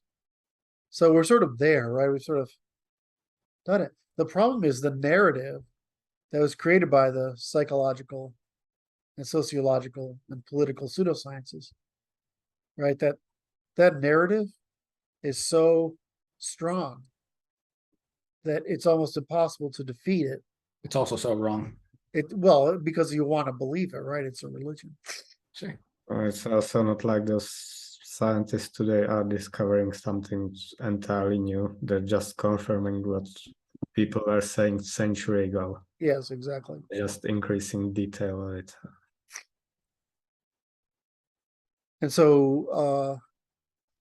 And so we've sort of been at this point in time, we're at the point where we can tie that all together, right? But it just is interesting that Darwin does discover the first principle. Spencer sort of sees how it all works together. All these peoples in the 20s and 30s tried. The post-war revolt comes out in the 50s, 60s, and 70s. And it takes us the 80s, 90s, and 2000s to reverse it. And we're still in this problem of looking back, like Martin said, 100 years. It's back to 1873, right? What is the book I'm thinking of, right? Right. And it's something that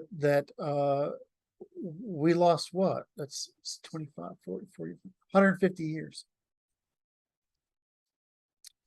Right. Well, we could argue that we could throw it back and say, well, we only really lost from 1939 or 40 forward. Right. So that's still Shows up in the IQ distribution. What? It shows up in the IQ distribution. Because we're not threatened by Dark Age, we are already in it. Yes. It's sad. It's dark. Yeah, did you see the results of the test scores that have come back from because of kids on COVID? It's like 30% drop. How do you recover from that shit? They need a new context. We know how. We know how. Yeah. Like, gee, the Academy said, what a great time for Harrison Bergeroning, everybody. You know, Harrison Bergeron, you're not enough of a science fiction nerd. Yeah. Harrison Bergeron's where you wear the thing to make you on your head to make you dumber. Smart people have to be dumbed down. I know that story because Peterson was reading it in one video. I remember the smell of the book at the library I read it in. Isn't that weird? I can feel the book in my hand. I can Smell is directly connected to memory. Yes. Bizarre. I even remember where it was on the shelf. You know, that and what's the other? Flowers for Algernon, which they give the Algernon an operation or whatever that makes him really smart, and then he gets dumb again. So it's sort of like it was a takeoff on what was the one that the Rain Man is. They give the guy the medicine and he comes back, but eventually his brain readapts and he regresses. But anyway, Flowers for Algernon is about making about the fact that the main character gets smarter and then gets dumber again. I was like, yeah, science fiction was fun back in the day when it did interesting things. Anyway, Trying out the science fiction in real life now. It's going poorly. Well, we're doing it without the science part. Yeah, it's all fiction. That Martin, that fucking hurt. I felt that one deep in my core. With the science fiction without the science part. Jesus Christ, that's horrible. My grandfather used to call science fiction phantasmagoria, and that's perhaps a better term for what we're doing. Yes. Well, I mean, during the great age of science fiction, they were basically reconstructing our mythology in scientific terms. And that's when it was really great. It was really awesome. So they're creating a new heroism around, a new heroism for modernity. You can't really, it's like, and then some of these things aren't possible to understand and experience. Like when you tell somebody the first time you went to Star Wars and saw the death, this Imperial ship come over the top of the screen, you can't, when you haven't seen that before or anything like it, it's like, wow. It was the same thing when Blade Runner came out. The first time you saw that, it was like, holy shit. It was revelatory. Now it's so indoctrinated when you see those things, they don't convey the same feeling. Well, that's the problem with some of these stories. Like when I read Neuromancer, Neuromancer came out in what, 79 or 80? Do you know what Neuromancer is? William Gibson, Neuromancer. It's where all this internet shit came from, right? The ghost in the machine type of stuff. To read that the first time, despite that Gibson is not a great writer, I was blown away by it. So the problem is there's you can't go back and understand that feeling. And I'm trying to think if there's anything that's come out. We haven't really had a literary revolution of that nature, because that was sort of the end point of the moral content of science fiction. All those books are on my reading list, but my reading list is huge. Yeah, I'm still blown away by. And what's his name? It's doing a great job with the reading list. What's his name? I want to say Daniel.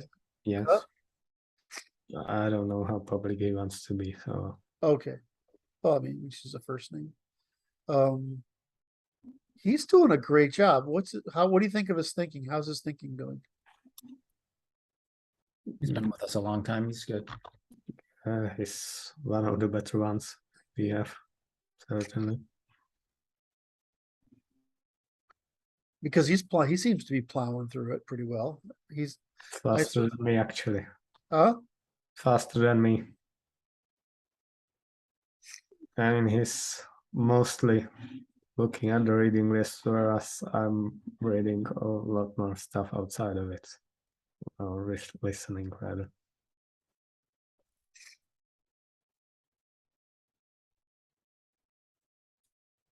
So.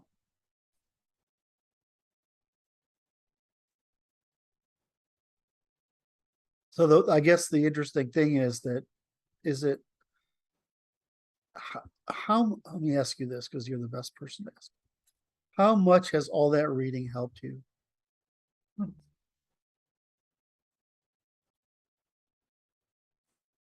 Well, not sure about any given book. No, I'm not talking about given books. I'm talking about the fact that you're working through intellectual history. Does it? Yeah, when you go through hundreds of books, it does make a difference. Yes. Because I noticed it in you. I'm like, wow. It's like, wow, he's fucking good. It's different to be my age, right? I've had all this time. And I'm an Aspie, right? I can just read shit. But I mean, I'm looking at you're I consider you a young guy, and Jesus Christ, a PhD in not just some aspect of philosophy, but in human thought as a whole. And then you watch Daniel, and I'm like, I don't know. He left a question for me to on empathy. I thought I just saw that this morning. He said, what's this deal with empathy? And I'm like, okay, I can explain this, but I haven't gone and done that yet. So the question is good too. It's like the few questions he asks are foundational, right? They're deep. Anyway, you don't want to talk about this. Did you cover your second point? You started with Spencer. I think you were tying it back to the one rule of the universe. Yeah, well, I just didn't summarize it in that. I kind of disagree with one rule. I think there are two. What's the two? Two competing ones. The formation of stable relations and the opposites, entropy.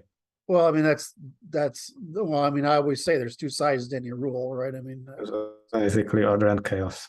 what? It's basically order and chaos. Yes. I agree. They operate by the same rule. Well, it's just two sides of a solution or collection to negative and positiva, right? I mean, it's just continuous, recursive, disambiguation and ambiguation. And yes. ambiguation. Well, that's just a complete statement of the rule, right? Because you can't say one. You if you don't say both, you don't do a full accounting. You know, so I see. My point is my say of the first rule, continuous recursive disambiguation, evolutionary computation by continuous recursive of chaos and order. I mean, that's just a negative entropy and a negative entropy. That's the full rule, right? Can we call the other one devolutionary computation? Say it again. Can we call the other one devolutionary computation? Well, there's no is there. What are they computing for? Yeah, I don't think that's.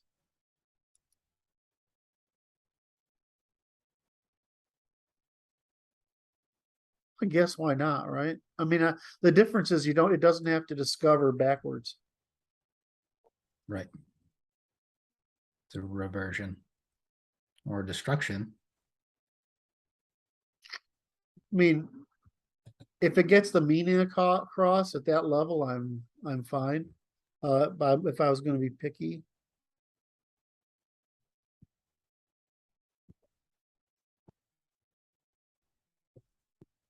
yeah, I prefer it like golden rule, silver rule, devolution, evolution.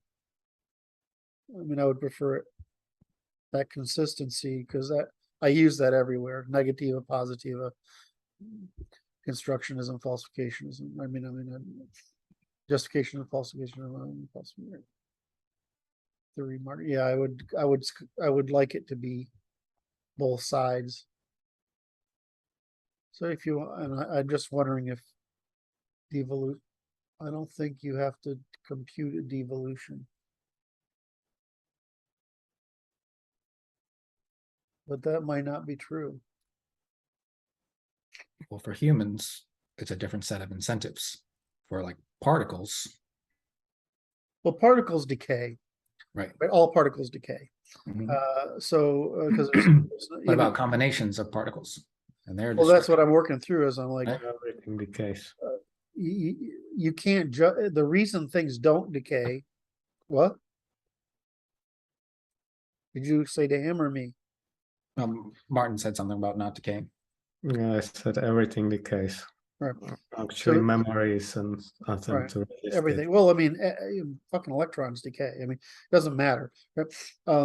Eventually, the whole universe would reach entropy, right? Decay. If there isn't some, if it doesn't, we don't result in a tear, right? Which is basically a collapse. Reversal of expansion, right? Which the disorder, right? The disorder would allow collapse, whereas the order creates expansion, right? So,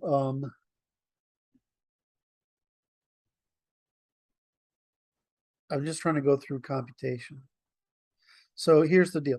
Just like you can only accumulate quanta, in other words, steps, right? There has to be enough energy to move from A to B. And what happens when you get a stable relation is the velocity of the rotation. We think of this vibrating string or the arc or whatever. The velocity of rotation of the arcs of alignment of charge. It's probably too complicated, but that velocity is fast enough that there is no there's extremely limited opportunity for entropy, for loss of energy. Right? I would generalize that's how stable relations operates in Correct. some sort of cycles. Correct. And so all the point I am making is you can visualize it as a whirlpool, right? Of positive and negative charges. It's like this hourglass shape of two whirlpools. And they just keep moving charge between them. Well, that's what causes persistence. So my question is, does it then have to calculate, given that you can only collapse that through exhaustion, which is time, collision, right? Force. Right? Or collision. In other words, something has to interfere with a wave, like another particle or another molecule. So, is it true that you have to reverse calculate? Well, I mean, if that wasn't true, then we wouldn't have electron Not calculate, compute. compute. Excuse me. Thank you. Do you have to recompute decay? Well, I mean, I guess. I mean, If I'm going with the way Wolfram uses it, then technically all operations that the universe is doing with computation. yeah. So then we can, yeah, as long as we have a reason for it. In other words, we have a logic for using it as evolutionary and devolutionary computation. That makes sense to me. Well, and I'd rather be consistent with Wolfram because we're relying on the Markov chain Markov chain model of logic. So okay, let's do that. I got you. You're right. Sorry, it just took me a while to think through it. Okay, now say, of course I was right, Doolittle. Go ahead, say it. Go ahead. Was right, Doolittle.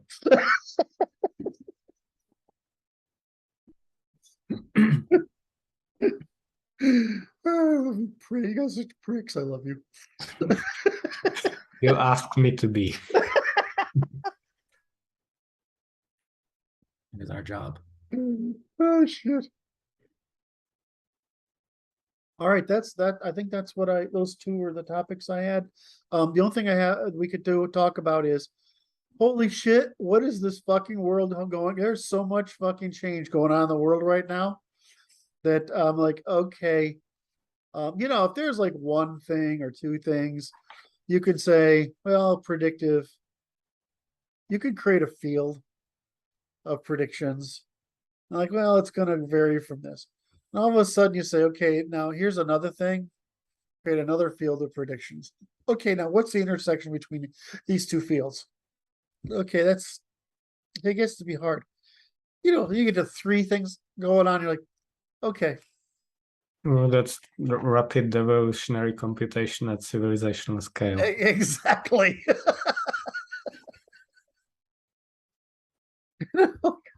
um, at this point you start saying, I don't know, it just looks really bad. That's your predictive capacity.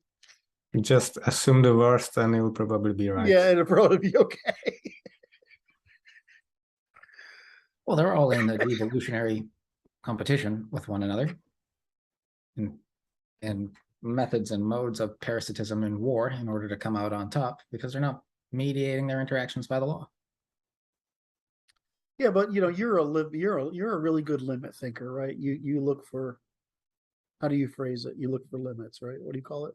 Yeah, well, behavioral constraints, limits are good enough. Constraints, right? You're a constraint-based thinker.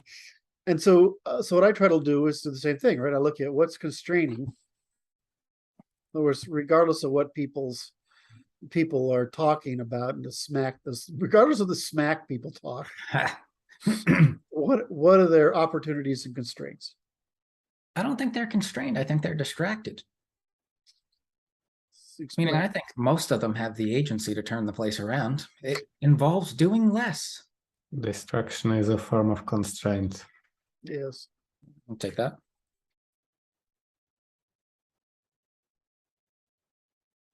I mean, they're not being held. I'm trying to make a point that they're not being held back. You are correct. That distraction is a constraint on people, but they don't lack the ability to turn things around. They were not kept in their houses for house arrest during the pandemic. They stayed home. They were not forced in. They stayed. They're not kept there by physical pressures, but they're kept there by all sorts of other pressures. Yes, social pressure, right? Authoritative pressure, but you can just ignore those things when you know that they're wrong, because there isn't a limiting force.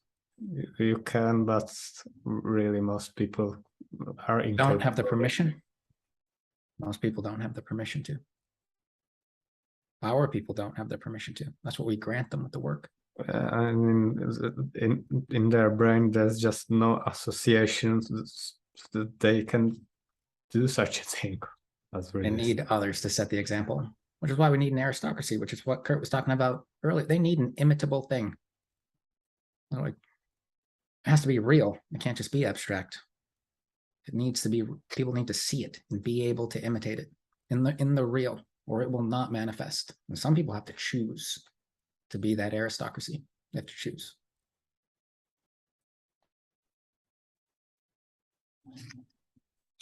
So wait, so can I pry amp this up a little? Yeah. Can I raise this up a little of complexity?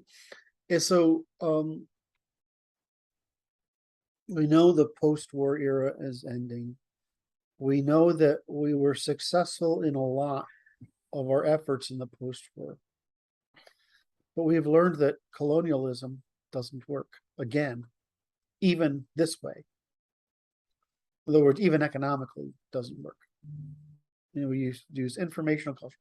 Weird is that the internet is achieving what we didn't achieve deliberately, achieving by accident around the world, which is absolutely fucking fascinating to me.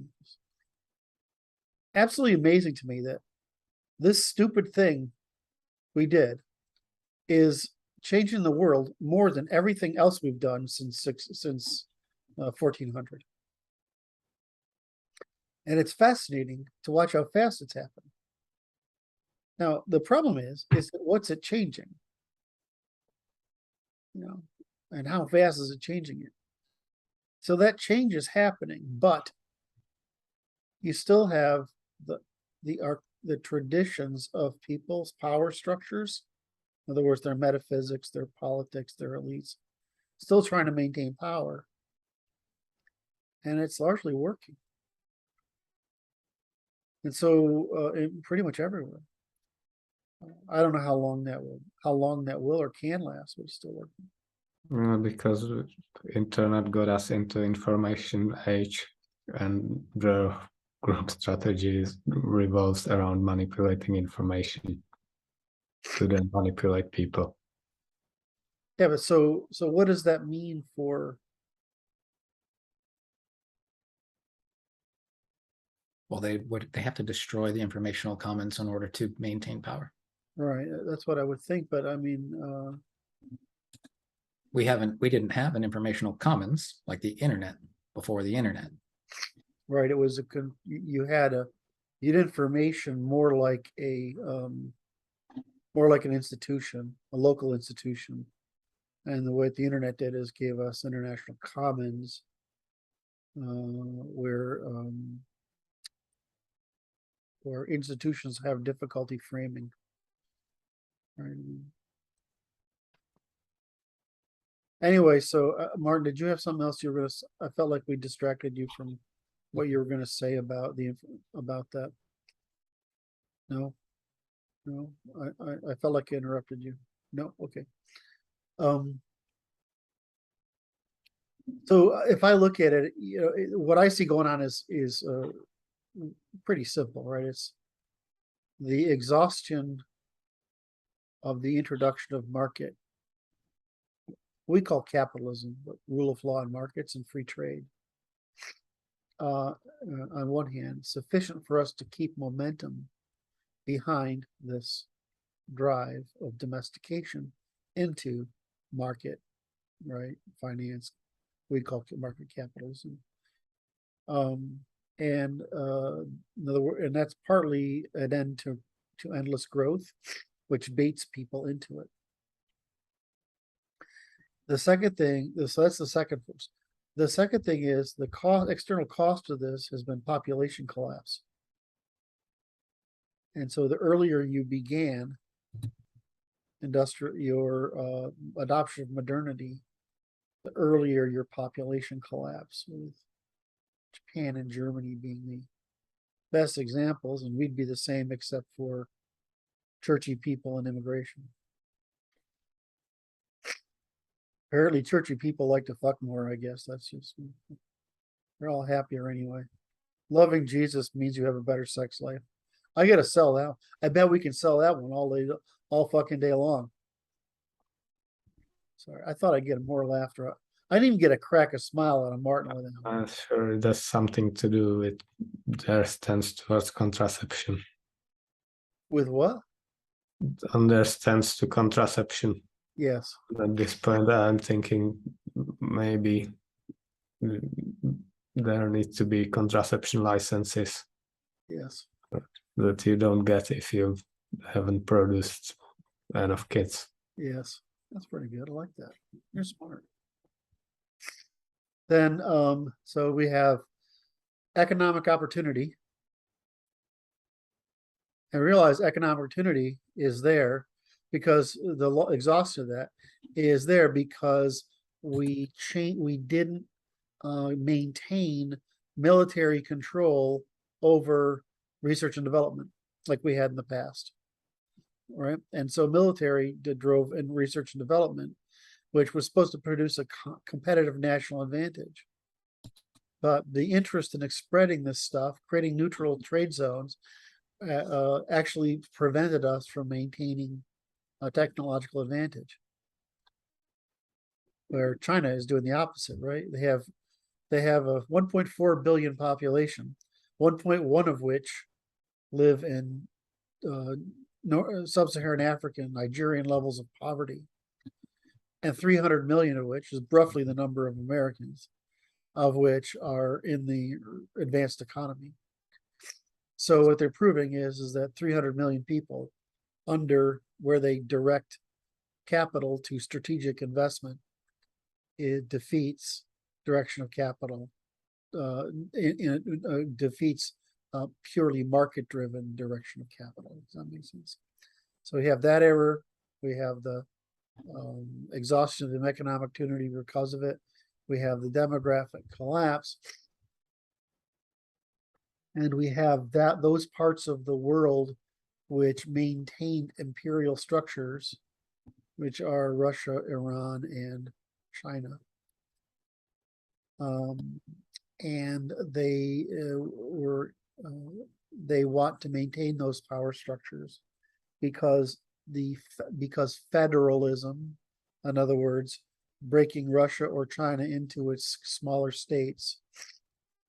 I don't know if India will have to yet, would disempower the elites that have control there. Just like our prescription for disempowering elites here in America, which is what we're really doing, right? Would break down their power structure. And so we have archaic power structures which have natural incentives, both home and abroad, in place. And we have a culture war internally because we have elites trying to destroy us from within. So they have elites trying to preserve. We have elites trying to destroy us from within. We have demographic collapse, economic exhaustion, malinvestment, leading us behind, which caused that leaving us behind. And we have rapid increase in armament parity, if only because this is the real problem. They've tried to save. They put all this money into failed experiments, like the new Navy ships and whatever, that were when navies are clearly going out of business, right? And we have no armaments. In other words, we don't have enough Tomahawk missiles, and we don't have enough weapons. It's like we have the weapons, but we don't have the ammunition. We don't have the stores of ammunition. We would run out of ammunition in a short time. As I understand it, this is what the Russians are doing with Ukraine, is they're using the drones to make them run out of anti-air, and the Russians have preserved their air forces. So the Russians could be able to use their air forces if they can cause the Ukrainians run out of anti-air. I don't know if that's a good plan, but it certainly is what they're trying to do. So we have all these things happening at once. And of course, the smart thing for us to do, is I'm looking at this and I'm saying, there's a lot of fucking chaos here. What's our opportunity? How does this affect the window? I mean, how Open. well, It opens it, pushes it forward. The more chaos, the harder it is on people. They're going to look for solutions, and fewer solutions are going to work. There's one solution. We offer it. Okay. To mediate your interchange, you have to mediate your interactions by the law. If you don't, God will make you pay. Between people, with people, among your own people. So we're the only ones that have any real solution, right? That's fine. Right? The other guys have solutions. Some people have transitional fixes. Yeah. Utilizing the system as it exists now, maintaining the structures that exist now. We don't want to do that. We want to maintain the institutions that exist now, create markets with them, not afford for their coordination from the top down, which they're doing a poor job of. All right. So I asked, okay, let me ask the hard question. We know who's to blame. Is that I see subtle signs that conversation might take root. Am I wrong? You want them to do Kanye West might have helped a bit. Okay, that might be one of the signs. Well, you want people to police their own people. We've given you criteria to police your own people. So it would be good if there was competition among their elites for those who are going to be good and those who are not. I would prefer that everywhere. I don't know, because if we're right or I'm right, that this is a genetic cognitive bias. Our economic fixes, meaning the marketplaces that we afford, do not afford for their biases to be acted upon. Right, but Disaffords for it. right, but can we have that discussion? I mean, is it impossible to talk about it? In other words, Depends on where you want to have it. Yeah, with who? Because we don't have to have the discussion with an enemy. That's not possible anyway. No, that's not true. I gave a lecture a long time ago to a bunch of Jewish people in New York. And I said, we are naturally aligned if you stop undermining the aristocracy. They can do that. That's their group strategy. And they actually understood. But, you know, it's like this, you'd have to get, it has to come from their people. I think. And we have to deprive them of the bait that we create by not outlawing it. Sure. Yeah. In other words, can I, the question I'm asking is the public ever going to get to the position where we could talk to the Jewish community to get them to reform, rather than first be persecuted? In other words, can we take off the table their objection to the changes in the laws we want to put into place? Fastest route to that is their thought leaders, my opinion. Question is, will they have the conversation? Well, I mean, there's a lot of Jewish intellectuals who across the spectrum. They specialize in making them. I mean, you can. I mean, there are just. I mean, yeah, but are they leaders in Jewish but thought? the problem is, the leaders in it's thought. not conservative Jews are the problem. Right. It's the liberal Jews, which is the. No, conservative. I mean, they have the conservative Jews have problems, like the disagreements that they really have are how should going be managed. How should what? How should guys be managed, and not that they should. How should what be managed? Goyim. Oh, I see. None of them are arguing for leaving us alone. I don't know. For most of the history, they just wanted to be left alone. I mean, we didn't force them into ghettos. They asked for them. I mean, people think that was the case, but they asked for them so they could preserve their laws and traditions and use Jewish law within a certain territory. But if they went outside the territory, they're subject to common law. So they asked for the ghetto. The natural law would square Judaism and Islam as group strategies that are war, not religions of peace. So you'd have to square them up with the natural law in order to practice them. I try to say that Judaism is an inverse of natural law. Very much. Right, it's unnatural law, true. Yeah, but does it? Okay, Martin, I'm trying to find a way out. Right, and so it's not that I'm disagreeing. I'm just trying to find, is there a way? Is there a negotiating strategy? I just want to make sure that it's clear what I'm looking for, as I'm looking for a negotiating strategy. I don't see a way to fix Islam. Well, I find Islam more fixable than Judaism. And hold on, there is no way of fixing Judaism. In other words, I don't think I could fix Islam, but you can't fix Judaism.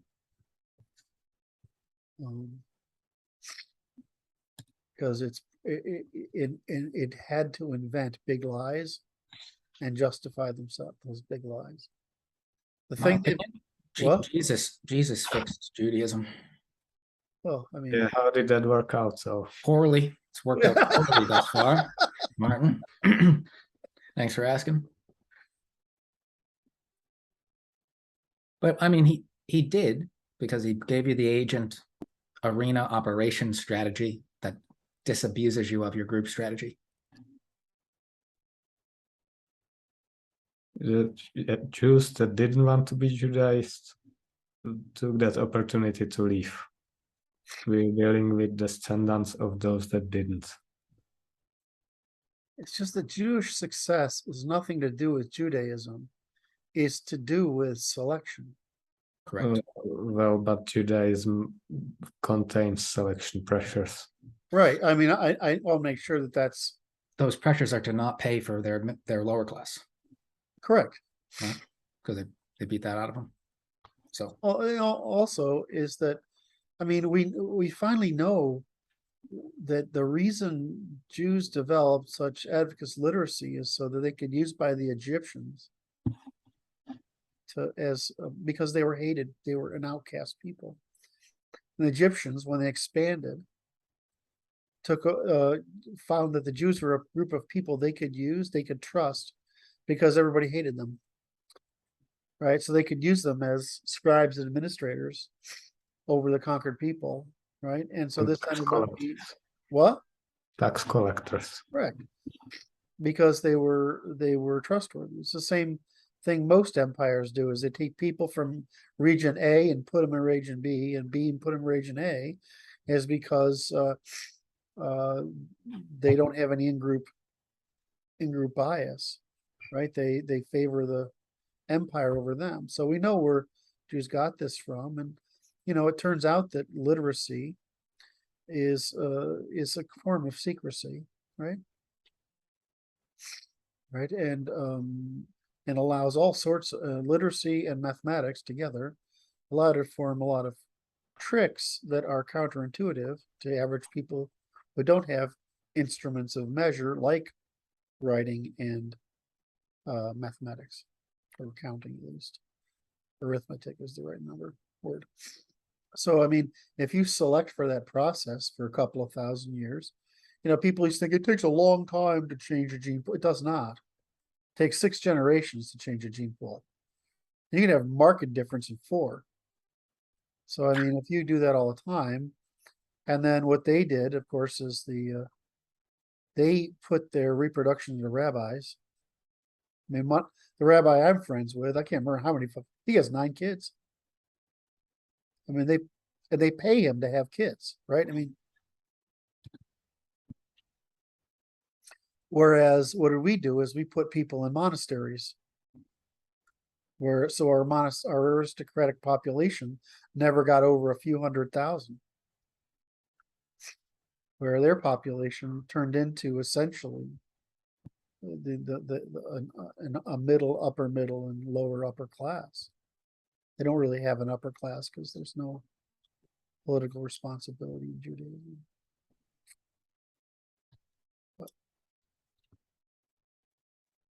So anyway, I'm testing the waters, Martin.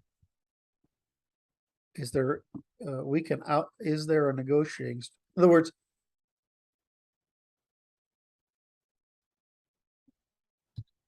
can we directly address the Jewish community by saying we're trying to end the persecution of Jews?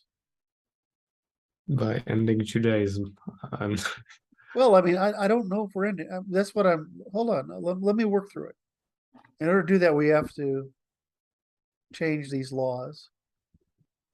And this will have an impact on you and your culture, because much of your culture is based on baiting into hazard.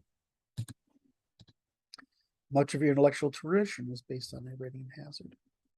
And the reason you do this is because you invented you invented pill, pull, and critique. So so the problem is, what does Judaism consist of if we remove the criminality from it? not much. I don't know if that's true. It's still, you still get to keep all your little holidays and your family stuff and your their holidays are mostly about genocide of some other population.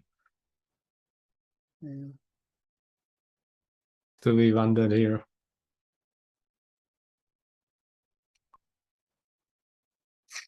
I need an intellectually honest Jewish scholar that understands, because some of them do, that the next cycle is coming. And I want to see if I can get to it. And Martin's like, dude, you're wasting your fucking time. It's fucking hopeless. It might be. I'm not against you trying. I'm just skeptical. Succeed, yeah. It is a tall task. Or in any case, I think negotiating position should admit or else. No criminal gives up their means of criminality, yeah. Yeah. It will be like, why is it we're okay with, well, shit, we tried to colonialism, it didn't fucking work. We did this whole conquest thing and taking over continents. Well, that worked, but not sure we'd ever want to do that again, right? We got this whole colonialism thing. You know, that didn't work, and we sure don't want to do that again. And now let's try to raise let's try white man's burden.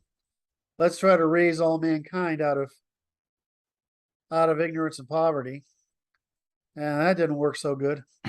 And now we tried post-war, let's try to create a moral world order where people can just trade, and that didn't fucking work. You can't democracy yourself into prosperity. I believe that was the goal at all. Well, I know you don't, but you know, you can't do it by gifting democracy. We can do it by gifting the law.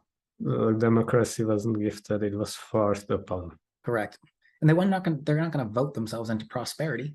Well, that's not okay. Let me finish my point. Why are we okay saying we tried all these things and they failed? Who's the we that you are? What Europeans? We tried all these things, and you know, we create a lot of damage doing those things, and they failed. On the other hand, we have risen. I mean, look what we did to China. Did China do that, or did we do that? We did that.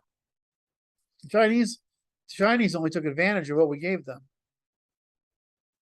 So you look at this and say, well, I mean, look how many people we've raised out of poverty by simply doing this. I mean, it's been a great thing. The problem is, what's the benefit to us? There isn't any. It's bad for us. Free trade is also something that is forced upon people, not something that's good for them. No, you can't argue international. You can't argue the international system of trade has not been good for them. There's nowhere to. It's impossible. For some, certainly. What? For some people, certainly. I can't find a single case. If you find a single case, I'd like to know it, but I don't. I watch this really carefully, and you can't. All you can say is, off the top of my head, Japanese have successful car industry precisely because they prevented from foreign cars getting in. That's not. That doesn't have. No. That's not a. That's not that I don't understand. Making it so that a people in history, you have to own a shipping lane, or else it will be taken from you.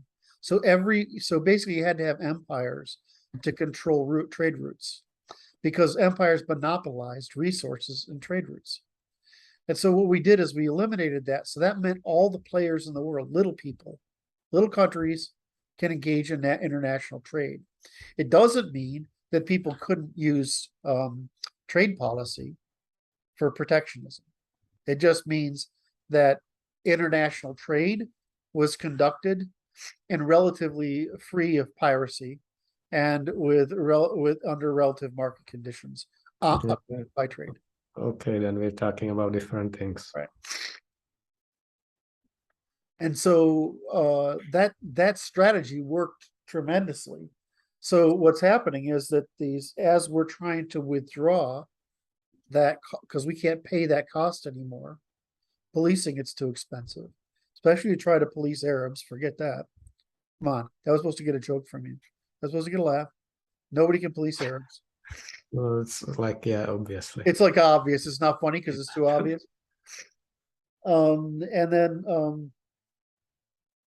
so we built this whole thing, and we can't afford it anymore, and Europe is free riding on us. And and so then we get Not because we want to. what? Not because we want to, we're made to. Say that. We're effectively America's colonies. Yeah, but why are we we've spent since 1980 trying to get Europeans to hold their own strategically and militarily, and it hasn't. And what happened when Germans tried that? They didn't try it. They did it without the Germans. That was the error. The Germans never tried it. We want the Germans to do it. We don't want the French to do it. The French have maintained. I mean, in the world wars. Oh no, I'm talking about post-war period. In the post-war period, Well, America is preventing Germans from doing it. that's not the. Where is it preventing? I'm saying since 1980, what have we been trying to do? Our idea was rebuild, do the Marshall Plan, and it worked. Right? Get the Soviets out of Europe, it worked. But now we've been, since the Soviets are gone, we've been trying to get Europe to defend itself so we don't have to. And it's not working. I mean, just the opposite. They don't agree, they don't even fulfill the NATO minimums. So, I mean, Trump was like, I'm going to pull NATO apart if I have to get you guys to pay for this. I mean, that was his whole kerfuffle. He wasn't nice to Germany. You got to pay your way. I mean, Germany's the industrial heart of Europe, right? I mean, it's funny. France wants to be in charge, and Russia want to be in charge, and Germany's who needs to be in charge, and they don't want to be. It's just funny to me. Another big part of that is that they're undermined from the inside by the same people. That's yes, America. of course. It's not that they don't want to, they don't know they should want to. Yes. Well, I lost my train of thought now. We're talking about bringing the conversation to people. Well, okay. So my point was, we keep trying this shit, right? To make the world better. We're very Christian, we're very Aryan. In other words, Christianity is an excuse for expression of Aryanism, right? And we're going out there, and it's and it keeps failing, despite the fact that every time we try, the world makes a big leap forward. Worked in the Indo-European world, it worked in the ancient world, it's worked in the modern world. So in theory, it's supposed to make the world better, but in practice, it's used to flood like the whole Europe with Africans, make Europeans worship them, and turning their children trans and all this. Yeah, but shit. that's the Jewish method. That's not the European method. Yeah, but you can separate it now. Well, I mean, okay, but you and I this is the same discussion you and I have. Is that we have a strategy, we have institutions, and we're being subverted, but we can fix those subversions, and we still have our institutions and our strategy.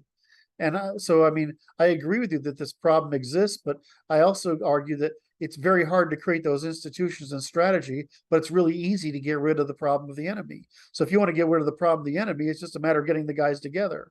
So I don't believe it's unrecoverable. I just believe it's a problem, and the problem's fixable. So I just don't. I mean, what I think you're trying to do is saying that the institutions are so captured they're unrecoverable, and I'm like, I don't see any evidence of that. I mean, the institutions are as recoverable as they have been in every other civilization that we've had this. I mean, fucking Rome went through it like 6 times. So I mostly just disagree with post-war order, because the reason why America got involved in the world wars was largely due to the fact that government was already filled with communists.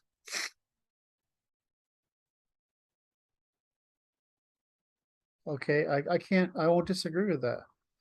But does that mean we can't use the institutions we have to modify? I mean, we've shown it only takes a few laws to modify this, to create a court which consistently creates a market for the oppression of the enemy until they're gone. And if that doesn't work, we just have to get together and do something about it. But it doesn't mean our institutions are wrong. Okay. I mean, that's all I'm saying.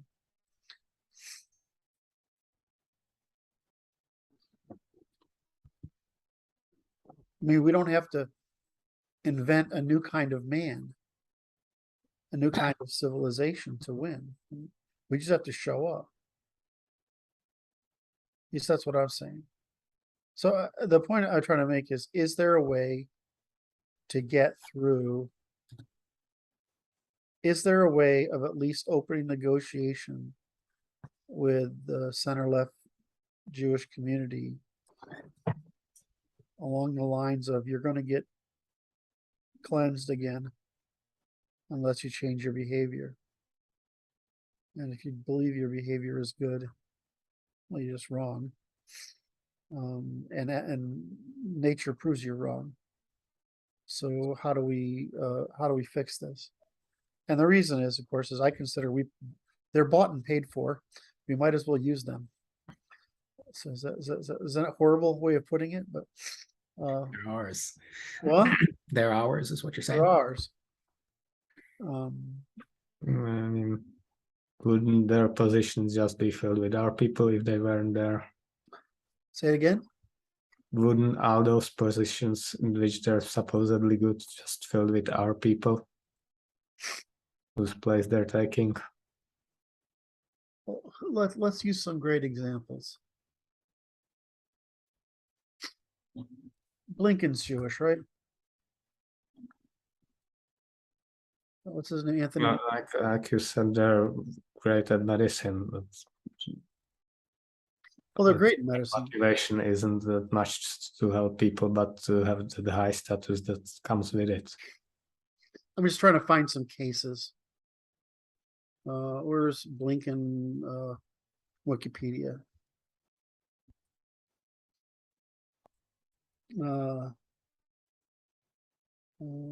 But he's Jewish. Yeah, Hungarian Jews. So if I look at, how do I say this kindly? There's a lot of people in their community who are what we would consider amoral, not immoral. And they're amoral because they don't accept responsibility. So we would consider them immoral, but in practical terms, they're merely amoral. And as negotiators, they're often very useful, precisely because they're purely pragmatic and amoral. So I find it's not like we don't have use for Jewish amorality, right? In certain functions. We have a difference between a bureaucrat and a statesman. And I'm not sure that you can be a statesman unless you're European, a European Christian. I just don't see it. And what we see in Jewish actors in government is they bring their amorality and their undermining to the government because it's empowering for them. If I look in the academy, a lot of Jews make very good teachers, but they are unable to escape their cognitive biases. And this even applies to someone who I consider an absolute intellectual giant. What's his name? Physicist, mathematician. It's escaping me. Who I consider absolutely amazing. And I mean, his mind, his mathematics is godlike. So that's great. But his mathematics is also making the Einsteinian problem, that it's pictures, not materials, not methods. And so he's part of the problem. String theory has gone off the rails. That's the reason Einstein is part of the problem. Physics went off the rails. And so you find this also in someone like Steven Pinker, who thinks the feminine is the solution to political problems because he has this instinct for Jewish universalism. If we go, I could literally go through every Jewish intellectual I know, and tell you how they're demonstrating Jewish cognitive bias, which is basically feminine cognitive bias. They'd all tell you violence is bad. Right. Well, of course they would. Right. Well, I mean, that's the bias that keeps them from seeing any of the solutions. Of course, female rulers have started more wars per capita. Right, it's because they don't understand. So They'll tell you violence is bad, but they demonstrate using it more. of course they would. They I just guess, but women use more violence than men do. Yes. It's just a smaller scale. Yes. and when they can, they get men to do the violence. Yes. Right, and then women are more antisocial than men are. It's just that we can ignore it. Mhm. We can't ignore men's antisociality. Women are more mentally ill than men are, but you can ignore it. We really can't at this point. What? We really can't at this point. We're Really gonna can't have to ignore it start anymore. to address it. So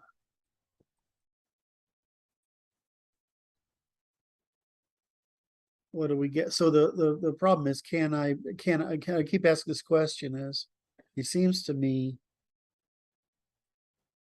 that I would not want to come out guns blazing, so to speak. I would want to at least try. Does that make sense? I would want to at least. Stopping you. What? I'm not stopping you. I can't even. You know, there's a reason I ask for your advice all the time.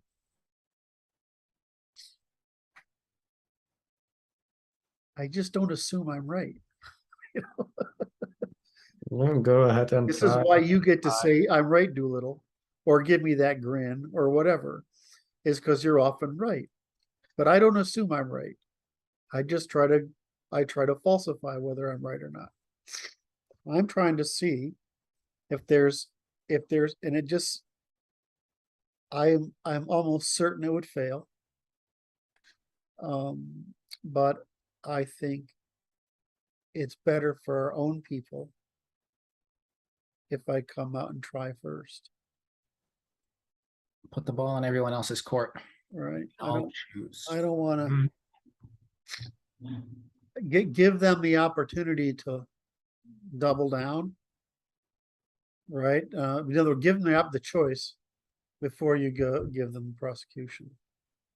Right. I mean, because then they've demonstrated by their action. I mean, it's one thing to say, this is what you're doing, and this needs to stop. And your community builds all its value and its wealth and its self-image based on this form of criminality, and we're going to outlaw that criminality. So once that outlaw criminality is going to do, your community is going to have to adapt. How is your community going to adapt? And the reason we understand is we want to do this because the reason you keep being persecuted throughout history is because you practice this criminality and you consider it virtuous. It's what you get your value out of. Your value is out of natural selection. It's not out of your culture. So if we put this in place, is there a way for you guys to reframe your culture, your religion, your laws, so it's compatible with natural law in our culture? If they say no, then they've made the choice. But I mean, it's just better. It's better to make them demonstrate a rejection or at least conflict than it is to not. Well, what are they saying when they say no? That we're in a fight with you. The thing is, it kind of sounds like what Napoleon tried to do in Sanhedrin, and they lied, and he believed them. Say it again.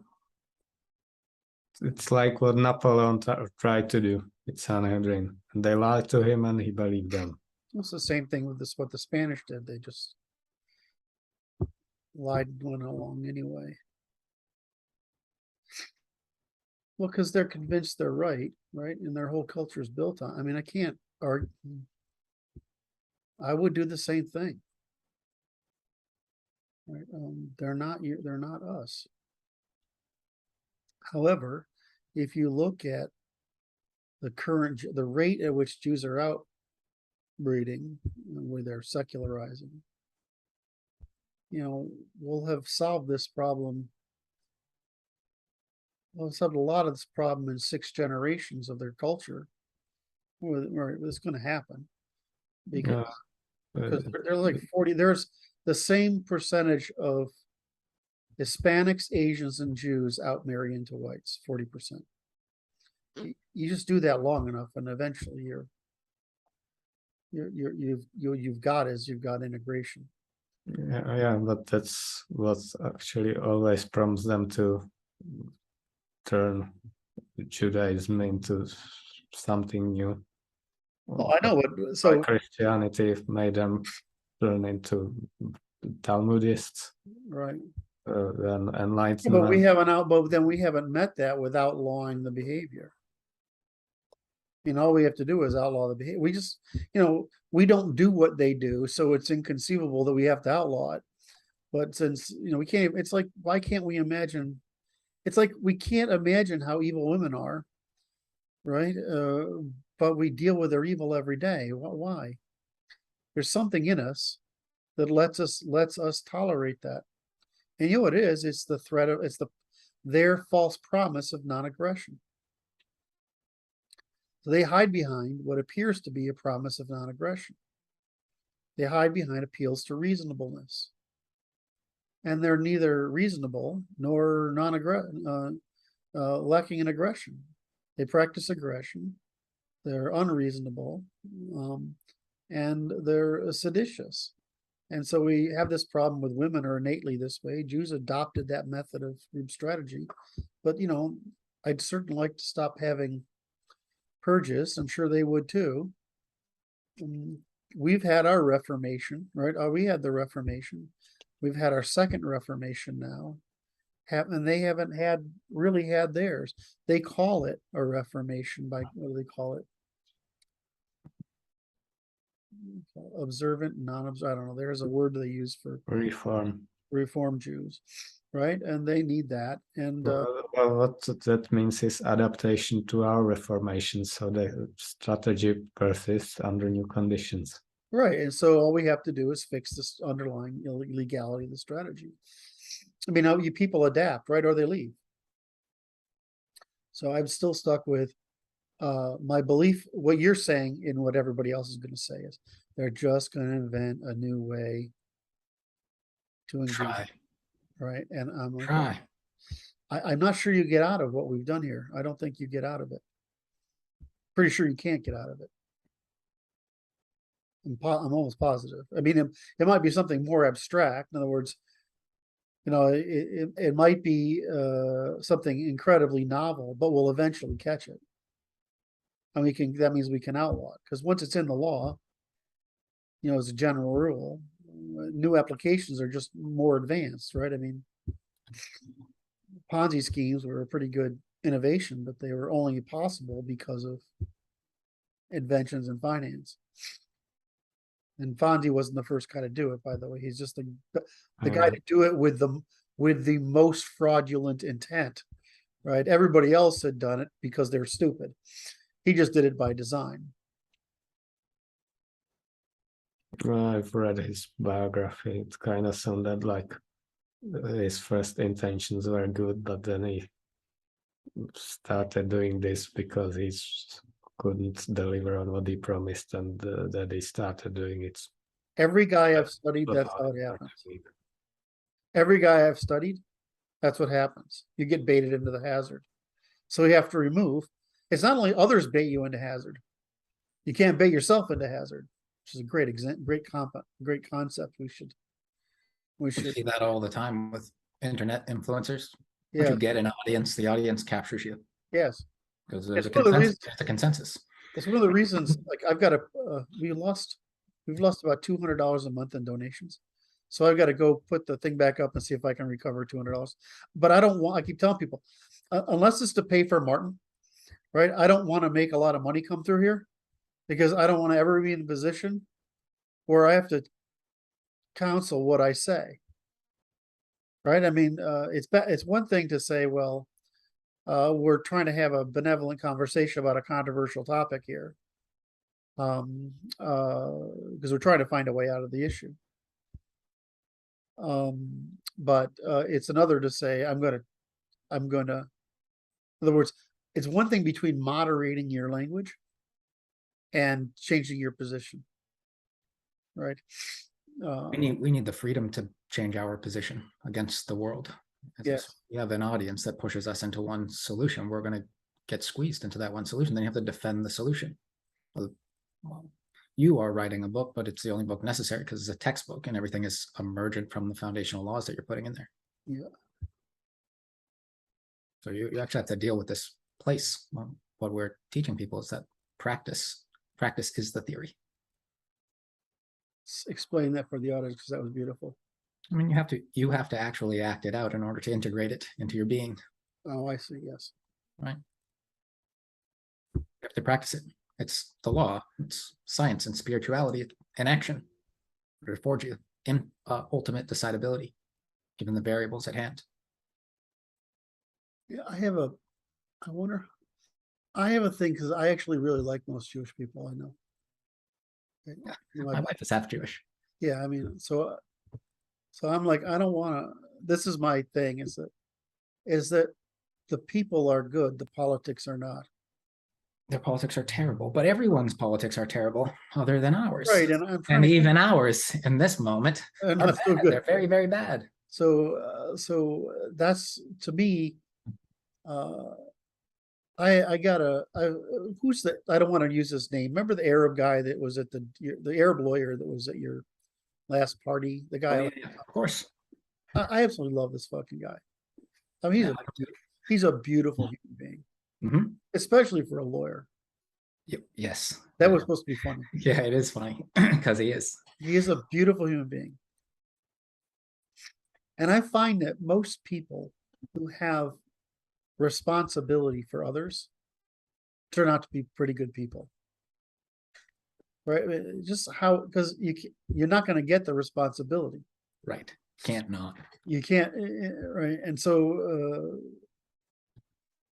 I'm thinking about him, and I and I keep thinking about it. It's like, I don't want to play the I have Jewish friends game or I have black friends game. It doesn't mean anything. But I dated a Jewish girl from a fairly prominent family when I was in college, right, for a while, right? And of course, here I am. She was the one. You are the straightest.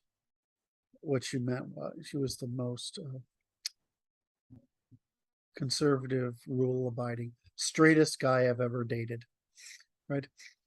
Which I'm like, well, you're you're Jewish from New York. I mean, of course, you're living in a different pool, and I'm 4 generations from aristocracy, and so of course, and I'm from a family of Puritans, so it's going to work out this way.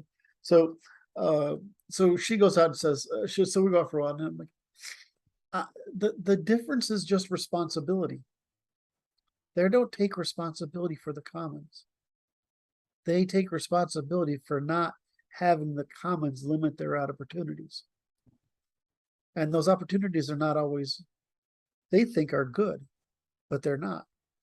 I think we just frame that as maturity, right? Because they don't have cultural maturity is the problem. Right? Yes.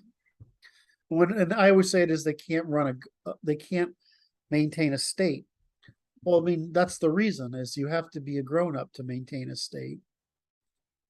But if you're a captured people or a dependent people, you run a community, but you have to run a state.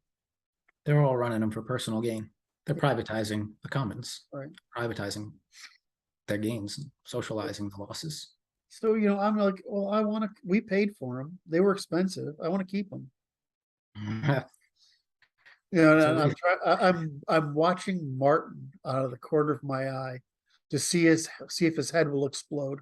Oh, there's one in 300 Americans. It's very hard for me to see the benefit. That 1 in 300 Americans are lawyers. A large percentage of them, a disproportional percentage of them, are Jewish. They should do the work for us. Well, that's an interesting argument. So now I want to go back. So we've had this problem with every group we've brought in. Actually, we didn't have a problem with Italians, did we? No, we didn't. Our only problem with Italians was the crime, but it wasn't political. The Irish we had a problem with because the crime and but more importantly, the social disruption, because there's so many at once. We had a problem with the French. We actually couldn't resolve the French problem. I mean, the British resolve their own problems. I'm half French, and I love shitting on French. I just love it, and because they deserve it every single time. I mean, you can't, and you wouldn't believe how many DMs I get when people say I love it when you shit on the French. It's just hysterical. What's really weird to me is why do I get all the DMs and emails, but I don't get it posted in public on Twitter or. I mean, why is it all background? I don't know. They know you'll respond in public. Maybe they're worried about out of French censorship. Yeah, I guess. It's damned French that control the media. Anyway, I'm sure you know what, I'm trying to think, what would my grandmother say? She would say, they're not really French. They're not really French. I think she would say they're Paris. She would say they're not really French, they're Paris. I wish I'd thought of that before. Because it's so obvious what she would say. They're not really French, they're Paris. Parisian, Parisian, Paris. She would just say Paris, they're Paris. Which is kind of funny. That is funny. Well, it's like saying they're city folk. Those are city folk.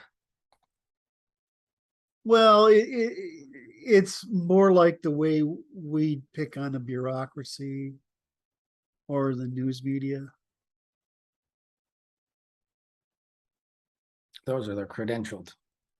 It's their credential. Yeah, they say they got rid of the aristocracy, but they just rotated for a worse one, right? They got rid of aristocracy in action. I mean, they don't act like they have an aristocracy anymore. Well, they killed the middle class first. That was the Protestants, right? They drove them out, and then they killed the aristocracy, drove them out. And so I remember I was in. This is back in around 2000. I was doing Laura and I were doing a tour of France, and I was talking to this French academic, and I said, I'm going to tell you what I see, and you're either going to think it's funny or horrible. But what I see when I went around France, what I observe is I can reduce it to, they had the French Revolution, and all the peasants went in and took the clothes out of the chests and closets and dressed up like they do in their French plays as aristocracy, and they're pretending to play the part, and they don't do it very well. And I mean, that's literally what I see in the manners, everything. It's like we're going to pretend we're sophisticated, but we're really just peasants. And that's my impression of everywhere I go in France. And while I was there, of course, we're paying for, how do I say this? I'm enjoying it immensely, but and it's good that I have an intellectual tour guide. Well, she was relatively popular at the time. She had the equivalent of a weekly television or radio show. Very knowledgeable. But you keep running into this thing of it's just a theater, right? We forget how important the stage, the play is to, like, we think of Shakespeare as an individual and a set of concepts, but they think of the play, like the concept of being in a play and all the goofy costumes and stuff. That's like in part of culture. It's like where the mime thing comes from, right? You see these things. I want to punch a mime in the face whenever I see them, right? And I just have this urge to just right in the face, and because they're fucking so annoying. But that's so a French thing, right? This costume and the clowns and the Cirque du Soleil, right? These are all French, but we forget this whole dressing up in costume, whether it's going to the court or going to the play or going to the opera. This is part of their universe. And so that's why I say all I see is people dressing up in aristocratic costumes, and they're playing a part that they don't really understand the plot of. And it just kind of they annoy the fuck out of me, really. But if you go out into the countryside and you meet ordinary people, the argument that the core of France is German is true. I mean, so the problem is Paris. Paris is to us like LA is. Paris is to France like LA is to us. It just spits out stupid shit like constantly.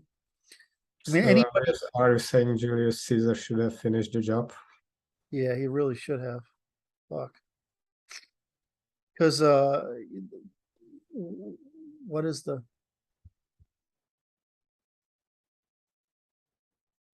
Because I mean, anybody who would bring Rene Girard into the top academy and like put him on a pedestal needs a fucking lobotomy because they need to finish the job. They had an they've like intellectually lobotomized themselves, but we need to like socially lobotomize them so they can't speak because that guy's a fucking psychopath. I can't like every French intellectual except for like a few of them, like Saint Emmanuel Todd in my world, they're fucking insane. They can make up fucking stories. They can tell stories till the cows come home, and at least the Germans try to be logical. But you listen to the French stuff, and you wonder where postmodernism came from. It came from them. I don't wonder. It's just like it came from them. What? When writing of French intellectuals, immediately my mind jumps to justifying pedophilia. Yeah, exactly. Well, because it is.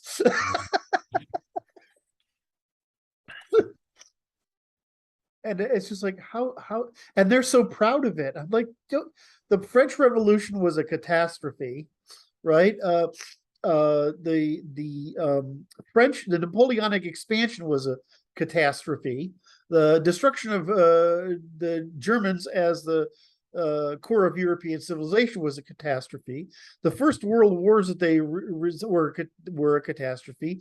Their invention of socialism was a catastrophe.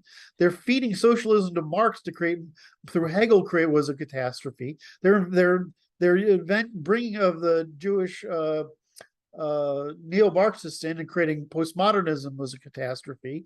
France tried to under de Gaulle tried to undermine the development of NATO. That was a catastrophe.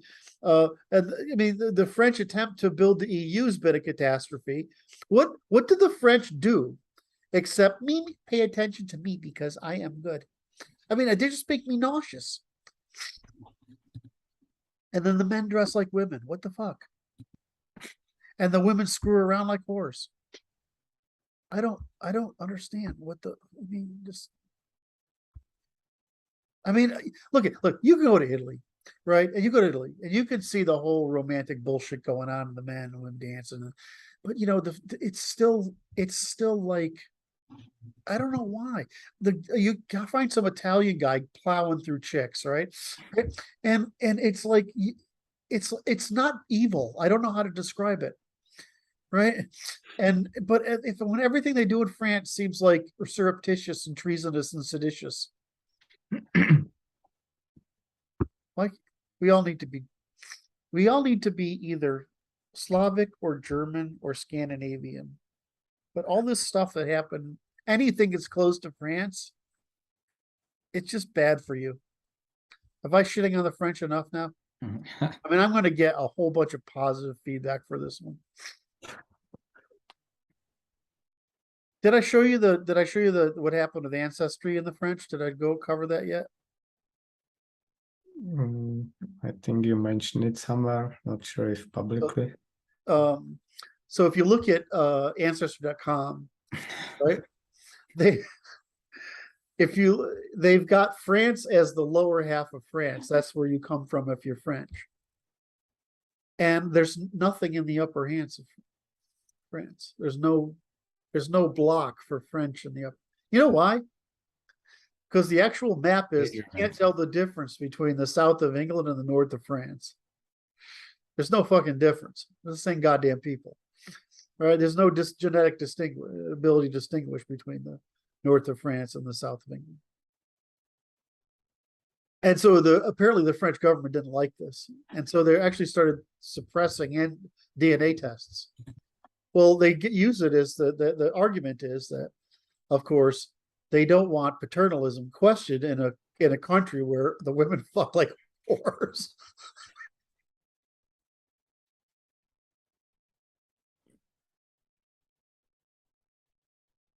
What a world we fucking live in. It's the strangest. I'd rather pick on the French than anybody, really. They have the most to pick on for. Mostly because they're the most arrogant about it. Well, I can pick on the Jews easier, but everybody picks on Jews. Nobody even bothers picking on Muslims because it's obvious. Well, the two previous are feminine, so really you're just Picking up with words, and Muslim will hurt you. They're kind of two. They're just violent feminine. Yeah.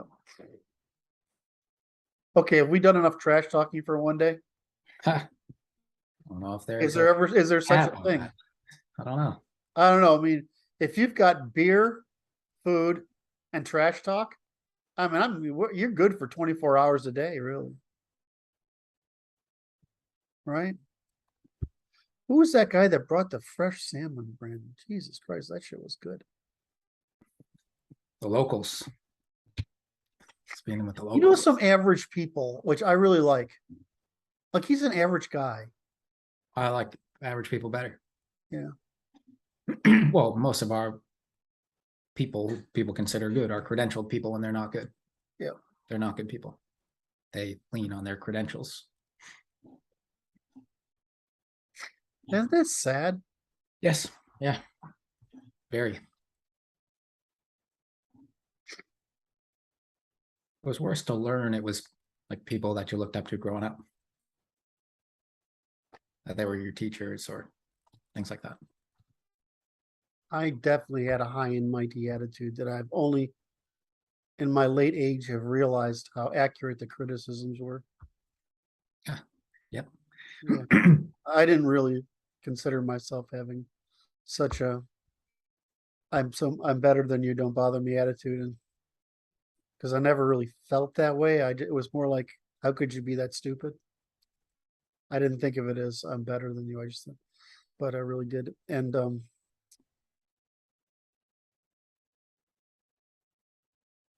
just don't realize, why can't we learn this stuff? We want to teach people this stupid shit when they're in grade school, right?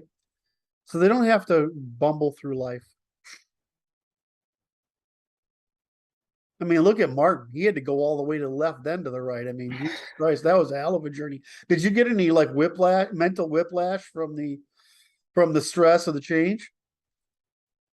Well, not from the change itself. But I mean, seeing that everything I believe is wrong. I'm watching. Go ahead, Martin. I'm sorry. Yeah, of course, it corresponded to a breakup. Okay. Or ghosting, rather. I don't know how common that is. How old were you when you had the first serious breakup? So 20. I was 21. 20 something, low 20s. I was 21, and it was horrible. Honestly, I just felt horrible. They get better. If you do a lot of them, especially a lot of divorces, it gets way easier every time. Voluntary exposure to things that are hard. Cognitive behavioral therapy. Some of that could have been involuntary. You're saying some involuntary exposure is good too. Well, we were together for 4 years, right? For basically all of my college. And it just came apart. And it came apart badly. And I was just like completely crushed. And it was for a while. Like 6 months, it was crushed. And then, you just pick up and just get going and do your shit and focus on whatever. All right. Well, I've got this going for 3 hours now, and I try not to do that over 3 hours. So I thought this was going to be an hour conversation. We covered a lot of fun shit today. All right. Love you guys. Thank you for this. I should read that quote for Spencer because people will be wondering. Please go ahead. Close it out. In The Coming Slavery, Spencer blasts mendacious humanitarianism towards the poor in words that would make any so-called liberal today flinch. They have no work, you say. Say rather that they either refuse work or quickly turn themselves out of it.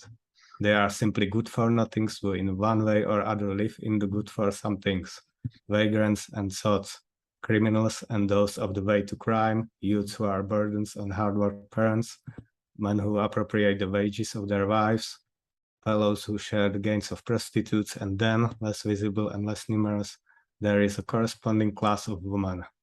Is it natural that happiness should be the lot of such? Or is it natural that they should bring unhappiness on themselves and those connected with them? Is it not manifest that there must exist in our midst an immense amount of misery which is a normal result of misconduct and are not to be disassociated from it? There is a notion always more or less prevalent and just now vociferously expressed that all social suffering is removable and that is the duty of somebody or other to remove it. But those beliefs are false. To separate pain from ill-doing is to fight against the constitution of things and will be followed by far more pain. Wow, that's fucking brilliant. He was brutal trying to hurt people's feelings back then. Oh, it's paternalism, right? I mean, it's like you're just trying to make people grow up, take responsibility, but they don't want to. That's a great. He does a lot of lists like that. Examples, which I really like. Anyway, speaking of which, I'm probably going to read some more of his work this afternoon. All right, love you guys. Thank you for the chit chat. Brandon, I can't do today, so we'll next week or the week after, whatever it is. Yep. All right, love you guys. All the love.